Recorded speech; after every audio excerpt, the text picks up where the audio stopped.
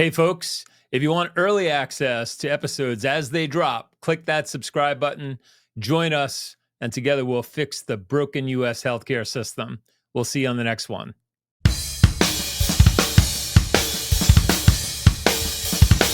Get ready to take control of your healthcare. Here's your host, Ray Cobra. And we're live. Ladies and gentlemen, welcome to Broken Healthcare. My name is Ray Cobra. I am your host. And today on the big show, we're joined by Dr. Demetrio Aguila, a board-certified plastic surgeon, pain specialist, and founder of Total Pain Solutions in Nebraska. Dr. Aguila is on a mission to revolutionize how we think about pain, surgery, and access to care. His groundbreaking work combines nerve surgery with innovative care models that give patients hope and, in some cases, a second chance at life without the crushing burden of medical debt. We'll talk about his vision, the results he's seeing, and how he's redefining what compassionate care looks like in America. Dr. Aguila, welcome to the big show. Thank you, Ray. I'm excited to be here, and I'm really flattered by the invitation. Oh, I'm flattered to be graced with your presence. You're a man of many talents and accomplishments, and we're going to dive into all of that. I want to start with a little bit of a curveball, and Sure. We didn't talk about this, kind of pre-interview, but I'm just curious. What are your thoughts without it being a political discussion, because I don't think it's right or left, but what are your thoughts on what's going on with the pivot in administration, the appointments of RFK Jr. and Dr. Oz and Dr. McCary, and some of the stuff that's recently been in the headlines? Where you're a longtime physician, surgeon. I'm just curious because there's so much kind of noise out there, and as just a regular person, sometimes you don't know who to believe, and a lot of it, frankly, sounds unbelievable. Where do you kind of weigh in on this stuff? I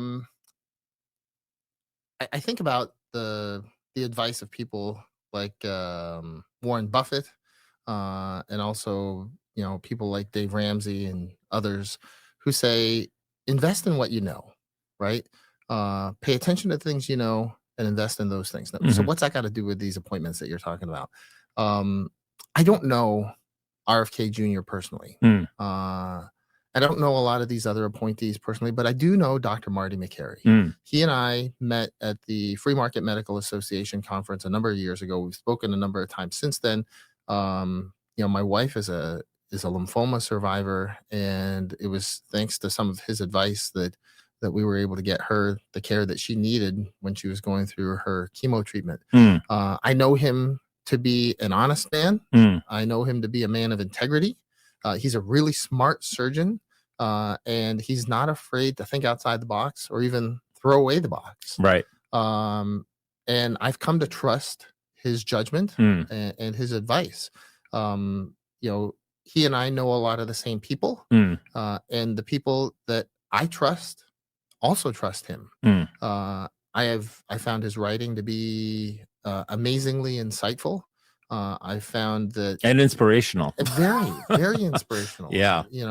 And I think, one of the things that we have to keep straight is that there's a lot of fluff in these conversations. Yeah. There are every single, whether it's CNN or Fox News or whoever else, they've all got their agendas. Right? Sure. And so we have to take what they say with a grain of salt, or a bucket of salt, if you will. Right. Because I think, somewhere hidden in there is the truth, but it can be really difficult sometimes to sort all that out. If it's coming from Dr. McCary, then I think that it's probably trustworthy. He's data driven, and he's a man with a heart. Yeah. And I really appreciate that. Or at the very least, I think you have to give it its due weight. It comes with, there's teeth, behind what this man says. Yes. He's just not going to espouse nonsense. For sure. Which kind of brings me to, and I don't know this for a certainty, but I kind of piece things, together, and I crave knowledge and information, and I not only have a podcast, but I listen to podcasts, right? Sure. I love the medium, And I do my share of reading, although I could do more reading. But putting this all together, watching the Senate committee hearings, which has kind of boiled my blood at times, and at other times really kind of given me a lot of hope, more so than I'd even imagine, because of the direction of things. But in my brain, as I stitch all this together, and I don't know if you had an opportunity to watch the news conference that President Trump held with all of these folks, with Dr. McCary and Oz and RFK Jr., where they made the announcement about Tylenol. And I think the media could be very kind of hyper focused on Trump and his, kind of blue collar vernacular. Sure. Don't take Tylenol. Don't take it. Don't do it. It's bad. Right. Right. And unfortunately, I think there are a lot of kind of highbrow, folks, educated, who's like, he's just a fucking idiot. Like, like, listen to him. Sure. And the message can get lost. Now, I also heard RFK Jr. say that, behind closed doors, and he said this during the Senate committee hearing, like he was talking to a senator, I think it might have been Bernie Sanders, who said, everyone is wrong and you're right. Everyone has to agree with you. And he was like, no, not everyone has to agree with me. And in fact, behind closed doors, I have heated arguments with Dr. McCary and Oz and blah, blah, blah. And again, this is me just kind of projecting, but what I'm reading into that is there are probably certain things that RFK Jr. feels passionate about that there's not hard scientific evidence to support his position. And someone like Dr. McCary saying, I'm not comfortable with this. I'm not signing off on this 100%. So I just wonder, and I think, from a layman's perspective, I'm kind of frustrated with everything needing like, a double-blind placebo, trial that takes 20 years to prove something out. I get where all that comes from, but God, like there are people that are dying that you're waiting for this. They don't have the time. Right. They don't have time for this shit. Exactly. Right. Exactly. And so, I don't know if it was before or after, but you mentioned like, Dr. McCary to be, someone who is kind of walk the walk. You've experienced firsthand that this is someone who you trust. And so I wonder, I didn't hear much from him on the acetaminophen, his voice wasn't really part of that conversation. Right. And I wonder if he's 100% on board with that. But whether, and I don't know what your thoughts are on that. I'd love to hear. But whether he is, with it or not quite there based on the science, which I'm speculating is the case, I do think that he probably would have had a real hard time standing up there if he didn't believe that it was worth further investigation. And I think that's what the big takeaway for me was, well, if you are pregnant with child and there is data to support there may be a link or a connection, then abstaining is probably the best advice that you can get if you can tolerate it and get through it. And so I'm going to stop talking. You're the expert. I'd love to hear from you. And I've seen a doc. There is a YouTube video where a doc kind of breaks down the medical and the science and how drugs are processed in the liver. Maybe you could touch on that for the audience. Sure. So certain drugs are processed in the liver. Other drugs are processed through the kidneys. They get broken down a bunch of different ways. Some drugs don't get broken down at all. They go into the body and then they go out of the body. And, they do what they need to do. And then there's very little processing that happens. When it comes to acetaminophen specifically, there's a specific mechanism which involves sulfur of all things, and it's in the liver where the acetaminophen gets broken down. And there's a theoretical risk. I shouldn't say theoretical. There's a very real risk that beyond a certain dose, and the generally accepted cap on that for the average adult human being who has a healthy liver and is otherwise healthy is about 4 grams a day for acetaminophen. If you exceed that amount in a 24-hour period, you do run the risk that you're going to overwhelm the liver's ability to to make these changes and break down the acetaminophen, and then you get these toxic byproducts which can kill you. Okay. So for the layperson listening, so if we're talking about 4 grams, right, and it's extra strength Tylenol, and that's 500 milligrams, right. So that's 2, 4, 6, 8, right. So yes. 8. If you take 8 of those in a day, right, you're kind of in the danger zone. If you go beyond that, yeah. You go beyond that. And so there are a lot of people that will recommend, let's not bump up against that limit. How about we just keep it to 3 grams a day just to be on the safe side? I think that's very reasonable. The data that I've seen suggests that as long as you're under that threshold, acetaminophen is a very, very safe drug. Once you exceed that threshold, or you, for whatever reason, you exceed the liver's ability to process the amount of acetaminophen that's been taken in, it is an incredibly dangerous drug. And that's why, you see on the label, it says, don't exceed this amount in a particular amount of time. And the irony is, people tell me all the time, they're like, oh, well, ibuprofen is a really dangerous drug. But Tylenol is very safe. Well, under certain circumstances, that's true. Sure. Right. But with ibuprofen, so ibuprofen is processed primarily by the kidneys. Okay. That's how it gets out of the body, as opposed to Tylenol, with, or acetaminophen, which is, the body gets rid of that using the liver, primarily. And again, with acetaminophen, if you're under that limit, it's a pretty safe drug. Ibuprofen, the side effects are generally dose related, meaning that as you increase the dose, you increase the side effects, as opposed to acetaminophen, where you'll hear some people describe it as a cliff. Things are safe, things are safe, things are safe, and then all of a sudden, boom, you've exceeded that threshold, and now you've gone from minimal danger to a lot of danger. Yeah.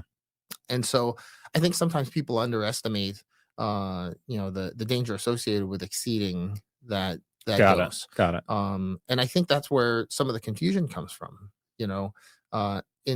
based on all the data that I've seen. And admittedly, I've not looked at some of the more recent data, but based on all the data that I've seen, acetaminophen is one of the safest drugs on the market. Again, if you follow the directions, right, and you take it under the direction of a well-informed physician. Right. Yeah. So I guess there must be data that because I didn't hear them say that during the news conference. Sure. I didn't hear them talk about, as you just mentioned, it being safe until a certain point, and then it's like you're going right into the red line, right into the danger zone. Yes. And I just wonder, what I love about RFK Jr. is that first and foremost, it's like David against Goliath. No one has taken on the drug cartels and big pharma, big insurance, and he's in the crosshairs and the direct firing line of all these organizations. And so I think his courage is really underestimated or not appreciated by most.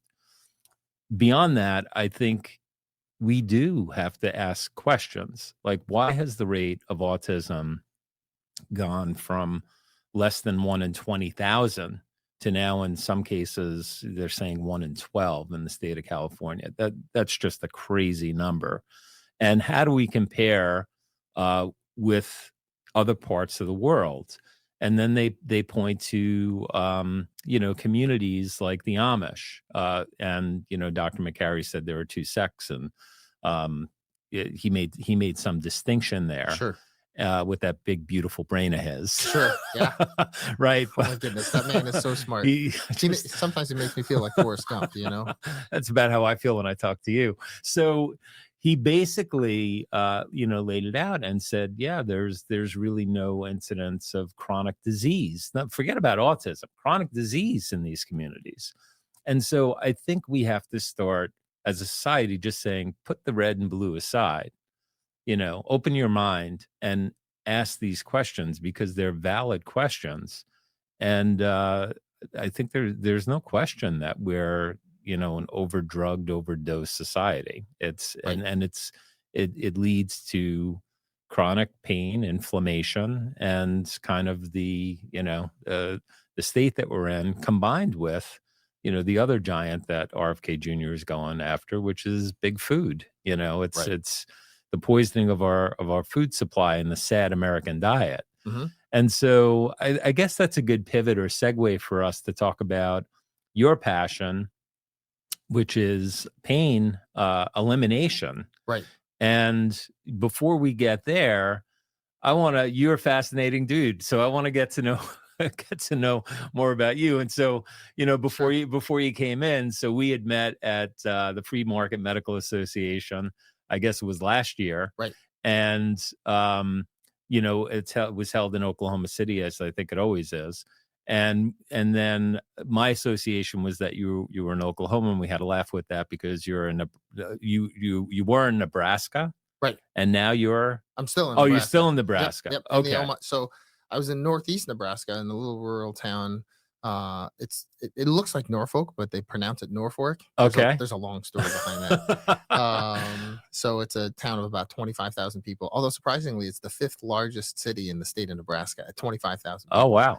Um, and then about 4 years ago, we moved the practice down into Omaha, which is the largest city in Nebraska. Okay. Very cool. So take me back though. I need to know like how you got here. And that's really what I'm interested in. And then, we went back and forth, and I saw you had an 845 area code, and Sure. that's like Westchester and points north of New York City. Right. And so that was kind of the early days, I guess, when you were connected to mom and dad. Like we all listen, I have a 33-year-old son and a 28-year-old daughter, and they're both still on my cell phone. That's awesome. So awesome for them. Right, exactly. It's amazing. Yeah. But it's funny because that's just kind of how things work, right? Sure. You start with your first cell phone number, and you never let it go. It's always that number, Right. Exactly. Which is pretty cool. Take me back to kind of your early days. What was family life? What was your life like? I'm talking like, like When I was a kid. the wonder years, Sure. like Sure. 11, 12, 13. What was going on? Sure. So, I'm the son of immigrant parents. My parents both grew up in the Philippines and then came to the United States in the late 60s. And I'm the oldest of three kids. I have a younger sister and a younger brother. My younger sister is a critical care pulmonologist in Colorado. My brother is a small animal surgeon in Seattle. And my dad is a retired physician. And my mom, she used to run his practice. She had started out as an attorney, but decided, I don't want to practice law. I want to help my husband build his practice. And when my parents came to the United States, there was a lot of culture shock. And it's funny because I think there still continues to be, right? They spent most of their lives living in the United States, but there's still a lot of, culture shock. Yeah. And, my dad had been recruited by NYU as a physiatrist, physical medicine and rehabilitation. It was a brand new specialty at the time. And so he was kind of an innovator. Then he got recruited by an academic center in Wisconsin, and so they moved out to Wisconsin. That's where I was born. I was born in Milwaukee. Then he got recruited by another hospital in northern Wisconsin, the Marshfield Clinic. So then he went there to help build their physical medicine rehabilitation program. That's where my brother and sister were born. And then he got recruited to Geisinger Medical Center in Pennsylvania to help build their rehab program. So then we moved to Pennsylvania. And then from there got recruited to upstate New York, which is where we ended up, living the rest of our childhood. And I remember, we think about the formative moments in our lives. And I remember coming home from school with my very first report card in first grade. And as a matter of fact, if we went back to the house today, I could show you exactly where my dad was sitting. I could show you where my mom was sitting. I could show you where I was sitting. I could tell you how the light was coming into the dining room. This was a big deal. Oh, it was a very big deal. Yeah. And so, I went to St. Joseph Elementary School in Danville, Pennsylvania. And And I got the report card, and Sister Mary Beth sat down with me and she went over it. And of course, I had no idea what a report card was. And so I'm looking at it, and she goes, "Okay, see here, you got a B. Do you know what that means?" I said, "No." And she said, "B means good. You should be proud of that." I said, "Oh, okay, all right, good. I like that." Right. And she said, "Here, look, you got a B plus. Do you know what that means?" I said, "No." And she said, "Well, that means very good." I was like, "Oh, okay, that's nice. I like that." Right. So here you got an A minus. Do you know what that means? I said, "No." She said, "That means excellent." And then here you got a bunch of A's. Do you know what that means? I said, "No." And she said, "Well, that means outstanding." She said, "You did really, really well. You should be very proud. You're going to take this report card home. You're going to have your parents review it and then sign it." You remember the days when the parents had to sign the report cards and send them back, right? So my parents had to review it. I forged a couple of those. I sadly admit that I did once also. I had somebody else forge it because I couldn't bring myself to sign it myself. But so I brought the report card home. I was all proud of myself and everything. And my mom looks at the report card. "When your father gets home, we are going to talk about this." I said, "Okay, good." So my dad got home from work. Right. And we went to the dining room. And did you say okay, good, thinking? Yeah, I was like, so okay, you're going back to your conversation with the teacher. You weren't listening to the tone of her voice. I did not notice. You didn't make that connection. Oh, exactly. Okay. Yeah, it was only in retrospect that I recognized. Oh, Right. yeah, I guess her tone did kind of preview what she was going to say.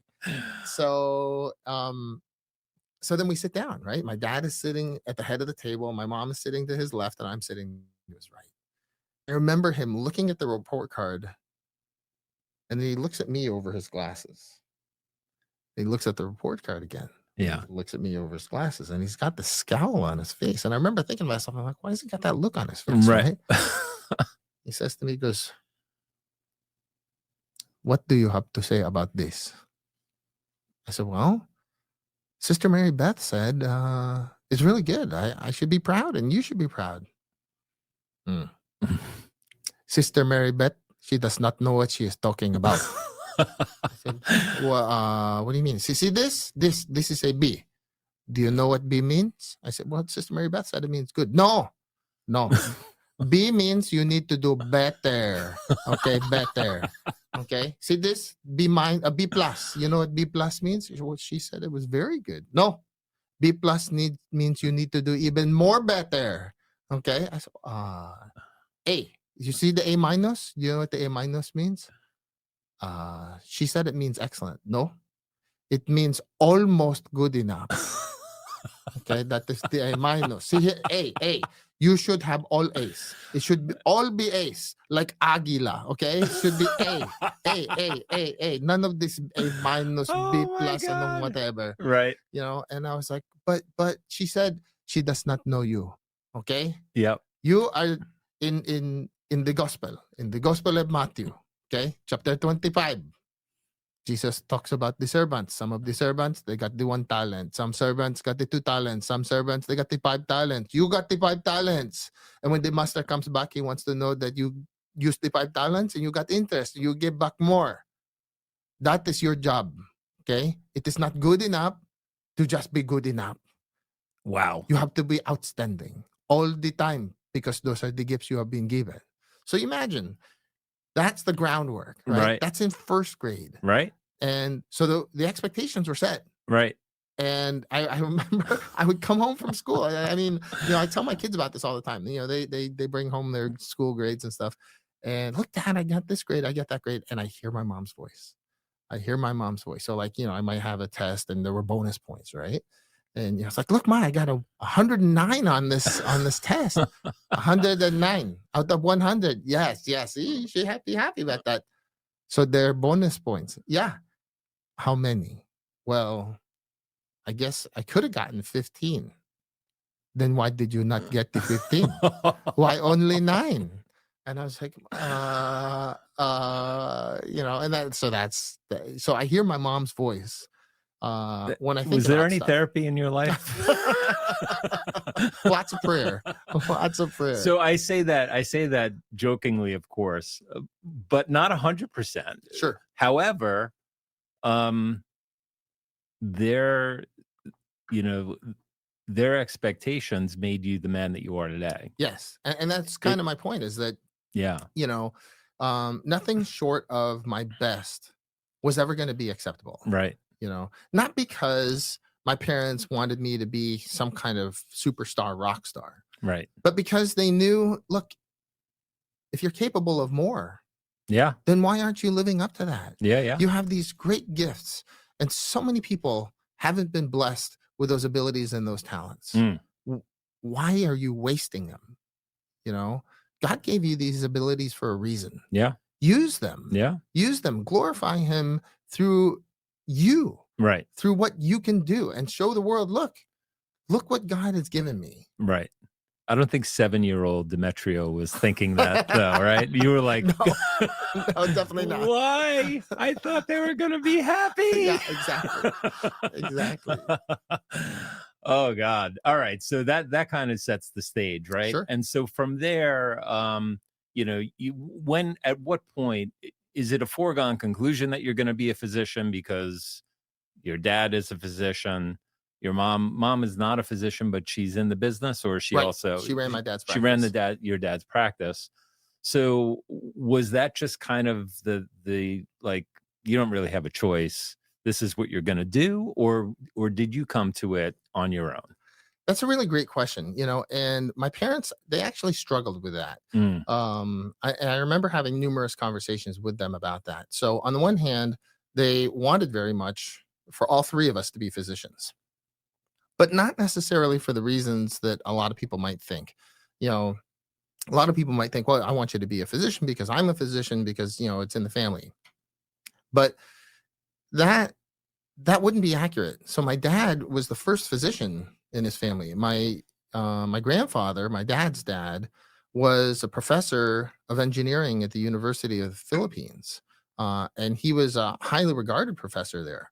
And so he wanted my dad to become an engineer because that's what he had done. I mean, he was responsible for bringing electricity to the entire province. Mm. He was an innovator in so many different ways, very influential in that region of the Philippines. I mean, he was a captain in the U.S. Army Corps of Engineers serving under General MacArthur when the Philippines was invaded. He was a survivor of the Bataan Death March. So he was a hard man. He was a proud man, and he loved his kids, and he wanted the best for them. He wanted my dad to be an engineer because he saw in engineering an opportunity for excellence like he had achieved, but he also saw, God's fingerprints all over everything he saw in engineering. And he saw that as a means for his children to see the love of God in everyday life, and so that's what he wanted for my dad. Well, my dad didn't want to be an engineer. And so, and this was very countercultural. I mean, here in the United States, we think to ourselves, well, if my dad wants to be X and I want to be Y, I'm just going to be Y, not a big deal. Right. Right. But that's not how it works in the Philippines. I mean, your dad tells you this is what you're going to do. The answer is yes, sir. Right. And so there was some friction between my dad and his dad, and me between my dad and his mom, over the fact that he wanted to do something different. And I say all that because my dad didn't want us to feel like we were being pigeonholed either. Right. Right. That was something that was really important. But it wasn't like your dad said, I want to be a pimp or a hustler. Right. He's like, I want medicine. Right. Right. Medicine is my path. Yeah. So, I guess it's just part of human nature, right? Mm-hmm. I think all of us we have these kind of preconceived notions and thoughts of what our children are going to be. And ultimately, it really, truly is up to the individual. Sure. But, I think that comes from probably a place of ego and, and this is not a criticism of him, your grandfather. It's kind of the human condition. Sure. You just kind of have to, I think, do your best and roll with it. Not always. I mean, sometimes folks are going to impose their will, and that typically is going to have bad or negative consequences, right? Right. So so there was obviously some friction between your dad and his dad. Yes. And ultimately, I would imagine your grandfather, became accepting of the fact that he was his own man and had to make his own choice. Yes, he came around eventually. It wasn't easy, Mm, and it didn't happen right away, right. you know. But eventually, he was like, I guess my son did make the right decision. But my impression, and I don't know this for sure because he and I never talked about this specifically, Yeah. but my impression was that my grandfather wasn't convinced that my dad had made the right decisions about his life Mm, until we came around. mm, And then he saw the fruits of my dad's decisions. yeah. And then he said, okay, well, he must have done something right, you know. The grandkids. Yeah, exactly. It's like, look, they turned out all right. Yeah. So he must not be a screw up. So that's often them. Interesting. Yeah. All right. So fast forward for me. You're then kind of getting back to you and your path. Sure. When does it kind of when do you kind of know? And when I mean I mean not your dad telling you or your mom telling you. Sure. When did you know that this is what you wanted to do? Or did you just bend to their will and you want to be a race car driver? Now's the time to come clean. That's right. That's a great question. I would say it was in second grade. And I remember the progression fairly distinctly. Right. And my kids love it when I tell the story because they're like, Dad, tell that story again. Tell the story again. Because originally I actually wanted to be president of the United States. Okay. I wanted to be like George Washington. I wanted to be like Abraham Lincoln. I wanted to be like these great men who had a huge impact, but not for the reasons that you might think. Okay. So here's my logic. Okay. Here's my little, kindergarten, first grade logic. Mm. Why did I want to be president? Well, because every single president I had ever seen a picture or a painting of rode a horse. Okay. Yeah, I mean, you see George Washington, he's got all kinds of pictures of him riding horses. Same thing with Thomas Jefferson. Teddy Roosevelt. Exactly. They're all on these horses. Yeah. And and of course, this was before Ronald Reagan. Of course, he rode horses too, right? So that kind of reinforced it later on the big screen. Exactly. But I wanted to ride horses, but I knew somewhere deep down inside, and I had not done, I didn't know the numbers, but I knew in order to own a horse, you had to have land, right? You can't just keep the horse in the garage, right? So you have to have land. Well, in order to have land, you got to have a ranch, which means you have to have money. And I was like, well, who has enough money to have a ranch, to have land, so they can own a horse? Well, clearly the presidents do because remember, I grew up in upstate New York, right? Yeah. And I came down here to New York all the time. I was like, well, how did George Washington get all that money? Well, he has this bridge named after him, and they charge tolls on that bridge. So that's clearly where the money came from. And they named the bridge because he's president. So obviously you need to become president so you can have a bridge named after you so you can charge tolls so you can have the money to have a ranch so you can own a horse. Okay. Now, at the time I was second grade logic. Right, exactly. And so I was thinking to myself, well,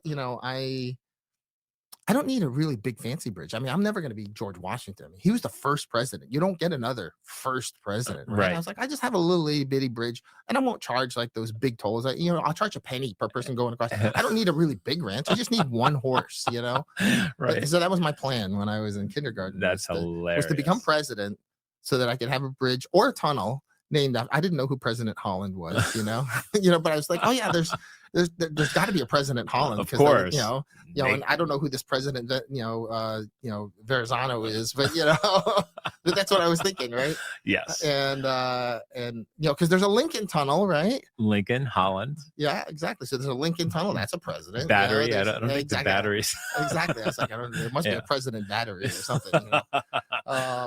And so that was my logic. For folks across the country that haven't been to New York City, we're naming all the bridges and tunnels that connect New York City, Manhattan to the rest of the world. Exactly. The Brooklyn Bridge and the Manhattan Bridge, those made sense because I was like, oh, well, that's where they're going to. Right, of course. Like, okay, that makes sense. Yep. But all the other ones, I was like, well, I don't see a battery. Right. So there must be a president battery. That's hilarious. So you knew really early. I did. That you wanted to be a physician. Oh, yeah. Yeah.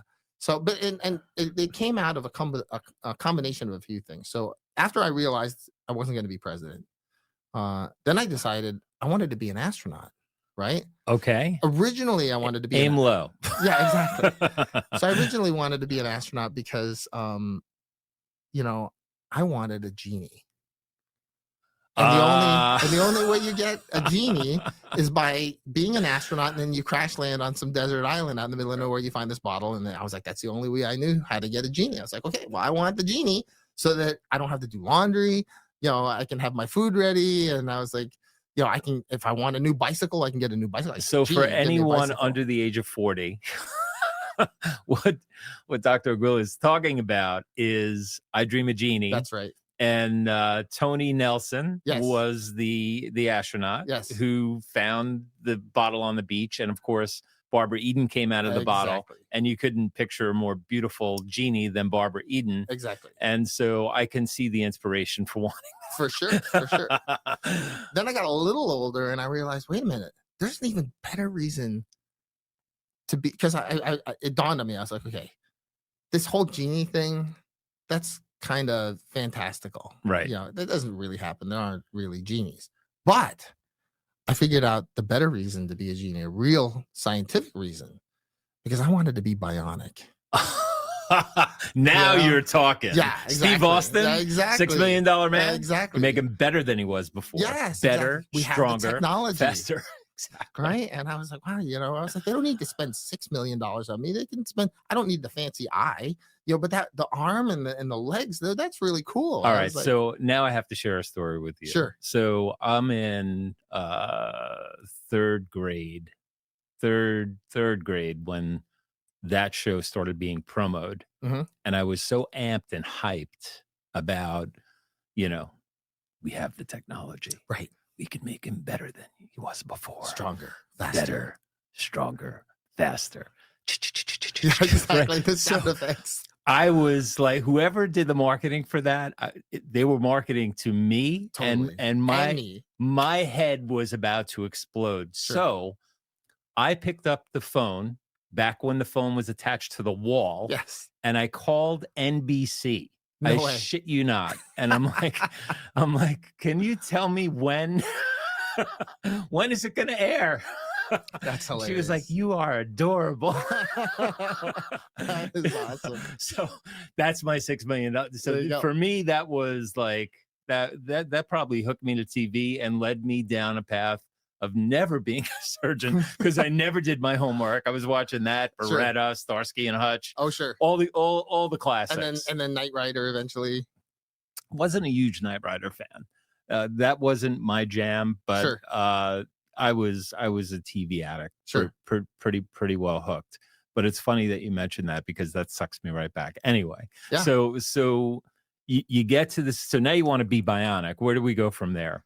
Well, then I realized, wait a minute, in order for me to be bionic, I got to lose my eye, I got to lose my arm, I got to lose my legs. I was like, I'm not sure I want to do that, right. Because as I was watching the show, I was like, they kept talking about how he was in this crash. I was like, well, not everybody survives crashes. I've seen crashes on the highway, and now we're talking about, spaceships. I was like, okay, never mind. I don't want that. Right.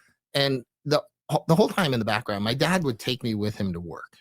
So like on weekends, for instance, he would go and see patients in the hospital.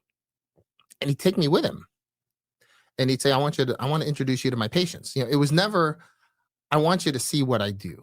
It was, I want you to meet these people. And so I would go with him, and my dad worked long hours. He was an independent small business owner. He ran his own practice along with my mom, and he worked long hours. I mean, he would get up at 5 every morning. He was going to bed around midnight because he was doing paperwork at night. But never once did I ever see him complain about how hard he worked. Mm.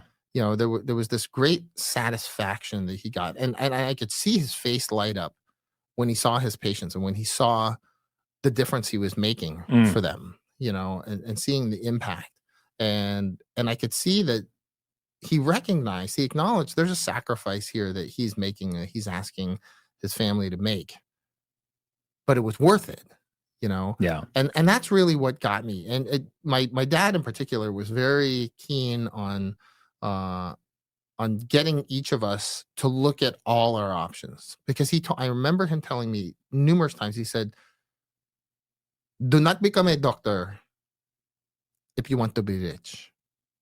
That you can make more money doing less work, okay, doing other things. Do not become a doctor because you want glory. You can be a movie star and you have glory there, or some kind of athlete. You can do that, okay." How's your impersonation of your dad? Is it spot on? My wife tells me, and my sister and my brother tell me. I feel like I'm sitting with somebody else. Exactly. And he said to me, "There's only one reason to become a doctor, because you love it. Okay, it is too much work, too much sacrifice to do it for any other reason." And it was obvious to me that he loved what he was doing. That he was doing what God had made him for. And that was really, really obvious to me. And I said, you know what? I want to do something that does for me what medicine does for my dad. And so, I would go, up until all through high school, when my dad would go see patients on the weekend, a lot of times I would go with him into the hospital. And when I got my driver's license, I was the one that drove. He'd say, "Okay, you drive. I'm tired." He'd take a nap on the way to the hospital. Wow. Because again, he was working really long hours. And remind me again, what type of surgeon was he? So who are you following up with? What his patients had been through? What types of surgeries? So some of his patients were surgical. So he was a rehabilitation specialist, physical medicine and rehabilitation. So he took care of people who had gone through, let's say, total knee surgery, or shoulder surgery or spine surgery. So he wasn't performing the surgeries. No, he was on the back end and the front end, I guess, helping them before and after. Exactly. Okay. Spinal cord injury patients, he was taking care of those. He was taking care of patients who had brain injuries. Sure. Getting them back on their feet, literally. Yeah. Because so I didn't tell you this before. My dad, when he was finishing up medical school, he had gotten into the #1 OBGYN residency program in the entire Western Pacific. Okay, so the University of the Philippines is highly regarded as the #1 university in all of the Philippines and one of the top universities in the Western Pacific. And he had known, for a long time, he wanted to be an OBGYN. His third year of medical school, he had delivered 300 babies by himself. Fourth year of medical school, he delivered another 400 babies by himself, because it was a very busy program. Sure. And so that's a lot of babies. It's a whole thinking lot about that's more than one a day. 400. For sure. That's sometimes crazy. He'd tell me these stories about how he was delivering babies in the hallway in the ER, because they just didn't have enough room. And it's like, okay, well, there weren't enough doctors and there weren't enough nurses, so the medical students were helping deliver babies. Yeah. And so he knew that's what he wanted to do, and so he applied to this program. It's funny. So there were, I think, 6,000 applicants for 20 spots. And when the list came out, because they posted the list on the bulletin board, right? Sure. So when the list came out, he would say, "My name was at the top of the list." Well, Dad, it was in alphabetical order, He said, "Well, never mind that part." Okay, so he had a sense of humor as well. Oh, yeah, for sure. So he was really excited about that, And so the day before he was supposed to start, he gets this phone call. And mind you, this is back in the day when there's like one phone per town, right? Okay, so he gets this phone call from the chief resident in the OBGYN program. And they said, "Listen, we're shorthanded. We could use an extra set of hands. Can you show up a day early?" He goes, "Oh, yeah, I would love to," right? So I just have to return this truck, because my dad was working part-time as a beer delivery truck driver. Okay. Yeah. To make extra money on the side. And so he had to return the truck. And then he could show up for work, right? So I just have to I have to return this truck. So anyway, there's at the time there was just one road connecting his hometown to Manila, this twisty road through the mountains.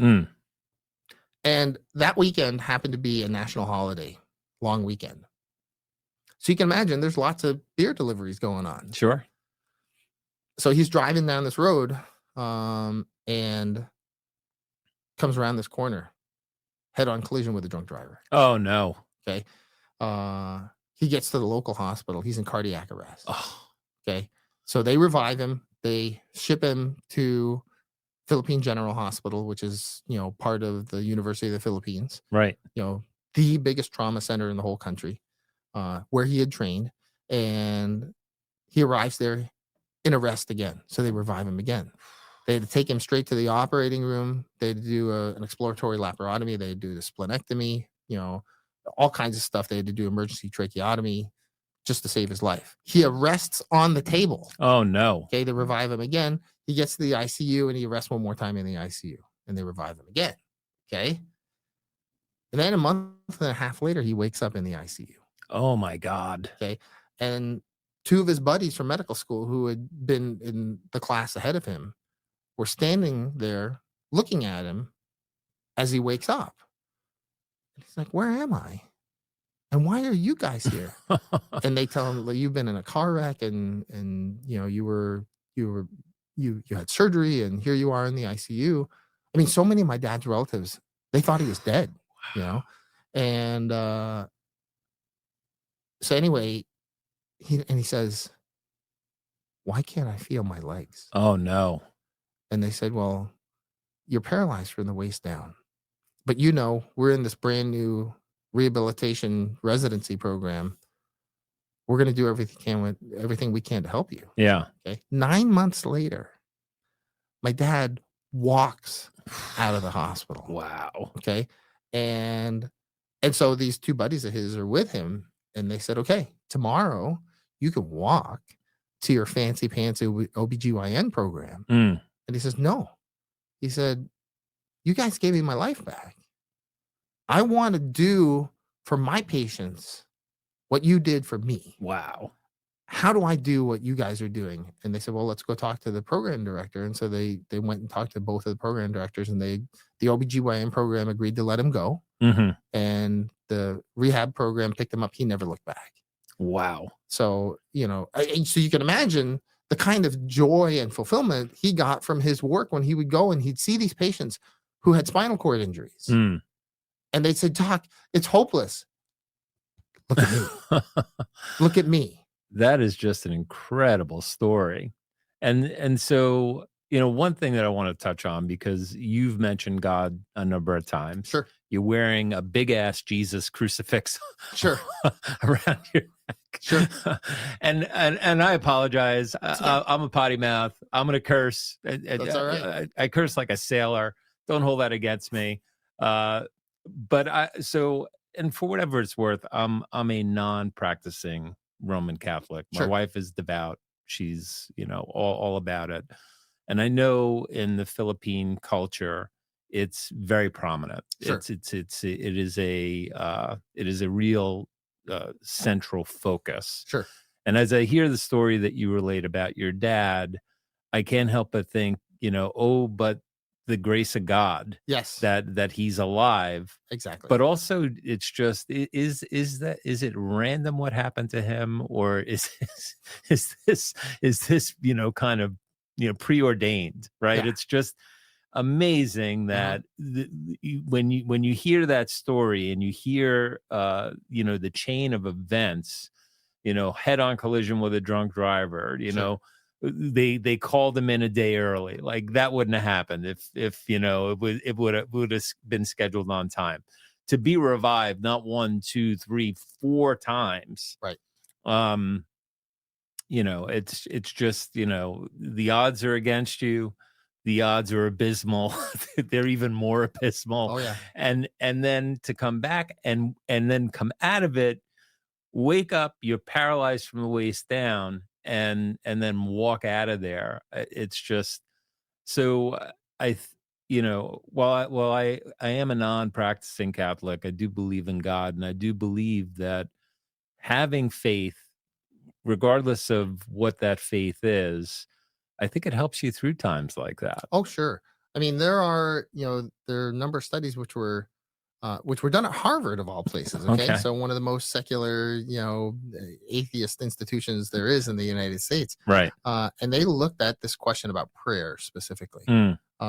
And I wish I could remember who the authors of the studies were, but they said, okay, people keep talking about the power of prayer. Well, let's put this question to bed. Mm. All right, let's investigate this. And so what they did is they took these patients and they divided them up into different groups. And so they had patients that nobody prayed for, and then they had patients that people were assigned to pray for. Mhm. And they subdivided that group into those who had people praying for them just generically, and then those that had people praying for them by name. Mm. Okay. Now, none of the patients were aware that anybody was praying for them. Mhm. And none of the doctors were aware of who was praying, who had people praying for them and who didn't. Mhm. And so they, there was this randomized controlled study, and they compared the two groups. It was a large study.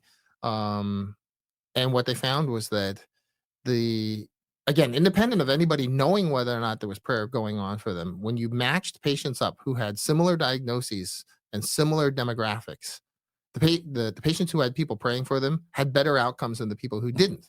Okay, and the patients who had people praying for them by name had better outcomes than the ones who had people praying for them generically. Wow. Okay, and those were statistically significant differences. So it wasn't just due to random chance. Right. Right. I mean, I don't want to get into a long discussion about, statistical analysis, but Yeah. I mean, that's a generally accepted way in statistics to be able to say, okay, there really is a difference, in other words. Well, actually, so that's amazing. But while we're there on statistics, maybe you can explain it to me and the audience. So there was a section in Dr. McCarry's book, Blind Spots. Oh, that's a great book. Where he basically, through scientific research, was able to debunk the previously held contention that HRT, hormone replacement therapy, there creates a statistical significant increase in the risk for women with breast cancer. Mhm. And they did the analysis, and it was something to do with less than 0.1, right? That was the thinking. Do you know what I'm talking about? I do know what you're talking about. And so the generally accepted standard for statistical analysis is a difference, what's called a p-value of less than 0.05. Okay. Or in other words, the way to put that so that, to make it a little simpler, the way I would explain it to my kids, I would say, that's a good start. Yeah. For me. So, or the way I explain it to students too. When you take the two groups, there's always going to be some overlap, even if there is a difference. Yeah. Okay. And so in the scientific method, we start with what's called the null hypothesis, meaning there is no difference. You start with the assumption there's no difference. The two groups are exactly the same. The two groups you're comparing, they're exactly the same, which means when you look at them, the difference between them should be 0. Right. Or the similarity between them should be 100%.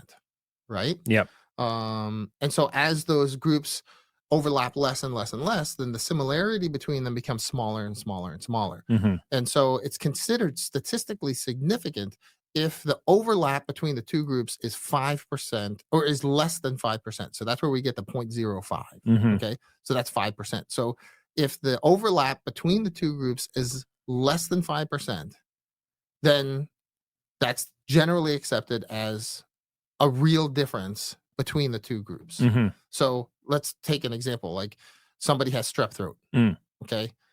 And there's an irony in this discussion I'll bring up in a minute. Okay. Which you'll appreciate. So somebody has strep throat, you give them amoxicillin, right? That's a generally accepted treatment for strep throat. Okay. Yep. Now we assume that amoxicillin actually makes the strep throat better, right? But what you actually have to do is you got to compare the two groups and say, okay, here are the people that didn't receive amoxicillin. Here are the ones that did. Is there a difference between those two groups? Did the people who got amoxicillin actually get better? And so what you find is that less than 5% of the patients got the same outcome, right? So there was a difference between those in greater than 95% of the patients. Okay. Now, the irony that I was bringing up, you had mentioned earlier about double-blind studies for everything, right? Yeah. Do you know there is not a double-blind controlled study to prove that amoxicillin is actually good for treating strep throat? Is that so? Yeah, because right. So penicillin was originally used to treat streptococcal infections, right? But the doctors saw such a dramatic change in how the patients were doing once they started giving them the antibiotic. They said, well, we're just going to use this for everybody. Right. And it's been accepted as gospel ever since. Now, if your standard is, well, we're not going to approve any drug that doesn't have a double-blind controlled study, we're going to take most of the drugs that are currently being used to good effect, right, off the market. Right. That's a great point. I mean, I think it's an unreasonable expectation under certain circumstances with with certain drugs. The example that we were taught when we were in medical school, because when we were doing we were studying statistics, they said, well, why don't we do this for everything? Mm. So then the professor said, let me ask you this. Do you need a double-blind controlled study comparing people with parachutes to those without parachutes to see who actually survives? Or can you just use your intuition to determine, parachutes are actually beneficial for people who are falling out of planes? Right. Right. I mean, it would be unethical. Yeah, duh. Exactly. Okay. So right. Another one went splat. Right, exactly. Gee, I wonder why that person didn't slow down first, Jose, you're next. Come on. Right, exactly. And so, I mean, so yes, is it a great standard to have? It is. Is it reasonable to use that standard for everything? No, right. It's not. I mean, you got to interject a little bit of common sense, which these days isn't so common anymore. Right. So getting back to the statistical analysis, sure. I guess what Dr. McCarry's team proved was that the previously held contention that taking HRT would increase the risk of breast cancer didn't hold water, because when they put pen to paper, they said it doesn't meet the statistical threshold that would lead to this conclusion. Right. And so that led to, just kind of a reversal on the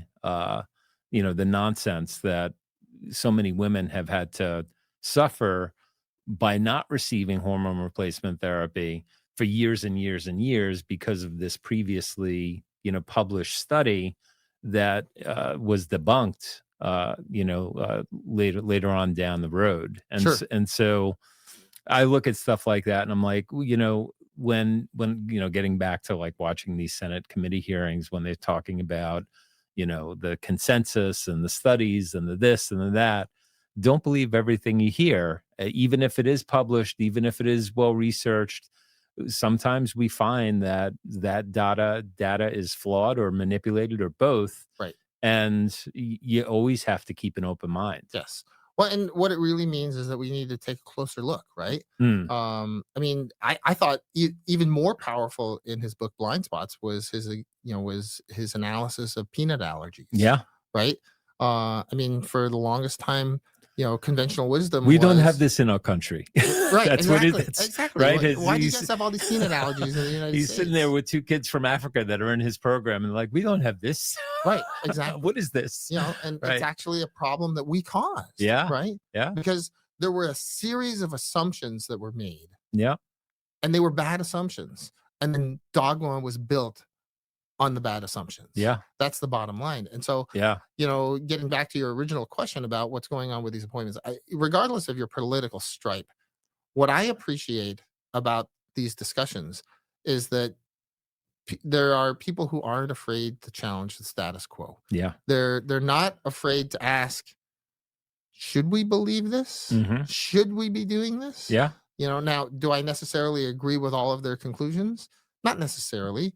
But I think it's a discussion that's important to have. Yeah. When we talk about free market medicine as an example, there's this assumption that, well, you have to have insurance. That's the only way to get healthcare. Is that a valid assumption? When we talk about chronic pain, well, here are the different things you can do, and that's it. Nothing else can be done. Well, that's based on a whole bunch of assumptions. Is it actually a valid assumption? And are we consigning patients to a worse fate because we're not willing to challenge those assumptions? 100%. And I want to dive into all that. Sure. So take me though to just kind of accelerate me a little bit through your exiting medical school. Sure. You're anointed a doctor. Sure. What's your first gig? Oh my goodness. So my path is very convoluted, and I thought, well, maybe I'll be like my dad, right? And so I spent a whole bunch of years trying to figure that out. But here's the irony, okay? So when I was a first year medical student, everybody asked me, what kind of doctor are you going to be? I don't know, but I know what I'm not going to do. there are two things I'm not going to do. I'm not going to do psychiatry, and I'm not going to be a surgeon. Okay. Okay. And what am I doing today? I'm doing surgery on patients who have horrible psychopathology because of their pain, right? They end up with all these psychological problems because of their pain, and we got to help them through both parts of that, right? I mean, God has a sense of humor. So when I graduated from medical school, I was convinced that I wanted to be an ER doc. Yeah, I'm not an ER doc, right? Okay. So how the heck did you end up where you are, right? Right. And so, I was in the Air Force. The Air Force had, I joined the Air Force my senior year in college, and then they paid my way through medical school. I applied to the match for emergency medicine, and they said, no, we want you to do aerospace medicine instead. Yeah, I don't even know what that is. Yeah, so it's a subspecialty of occupational medicine, focusing specifically on people who fly and astronauts. No kidding. No, I'm dead serious. And so they're like, you had your Steve Austin moment. Right, exactly. Yeah. I was like, oh, maybe I can be an astronaut after all, So Yeah. I was really excited about that, right? And so I went to the Air Force School of Aerospace Medicine. I got trained in becoming a flight surgeon, and then I got assigned. They said, well, what do you have any idea what kind of assignment you want? I said, well, what will get me into the astronaut program? And they said, well, either high performance aircraft or test flight. Those are your two options. I said, well, let's do the high performance aircraft. You're talking fighter jets, right? Yep, fighter jets. I'm like, what's the best fighter jet assignment? And they're like, well, it depends on what you mean by best. I said, which one is most likely to get me where I want to go? Like, you need a high profile assignment in a combat unit. Okay. You can't be sitting in some training unit back home. Right. That's not going to get you the attention. That ain't going to do it. Exactly. So, get out on the front lines. I said, okay, well, where can I go? They're like, how about Korea? I said, do it. And so I got assigned to F-16s in Korea. Wow. Flying in the 80th Fighter Squadron. I was a squadron flight surgeon. I was flying F-16s one day a week, which was awesome. It was amazing, right? And then so wait a second, you were piloting? And I was a flight surgeon. So I was sitting in the back seat. Oh, you're sitting in the back seat. Exactly. So my job, so let's imagine for a moment that you're an F-16 pilot, right? And you come to me and you say, Doc, my left pinky hurts. Do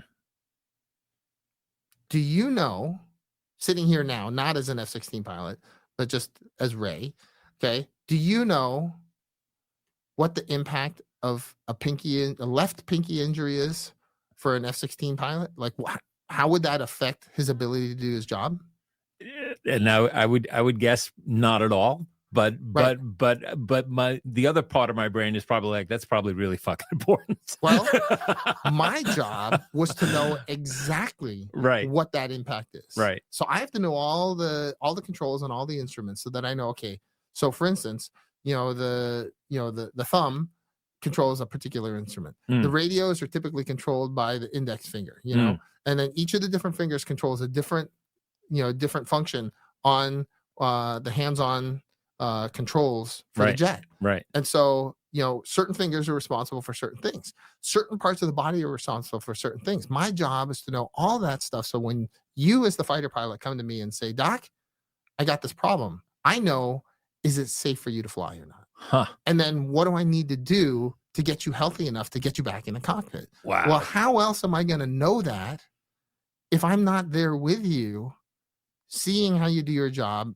and at times participating in that so that I can understand the impact of the medical decisions I make on your ability to go and get the bag. So is that seat normally called the Wizzo or the rear or the reel or? So it all depends on the aircraft, right? So in a Strike Eagle, an F-15E, that would be the Wizzo seat. The Wizzo seat. Yeah, the weapons systems officer. Got it. In a Tomcat, F-14, that would be the RIO seat. Okay, the radar intercept officer. Got it. In an F-16, that's where you put self-loading baggage. Like me. Okay, very cool. I love that. I mean, I could talk to you for hours just about that. Sure. So what is that experience like? The first time, first time you get in, was it an F-16? It was. What is that acceleration like? And what is going through your mind? Do you get sick? I probably would need a big breakfast. Right. So one of the things we used to tell people all the time was,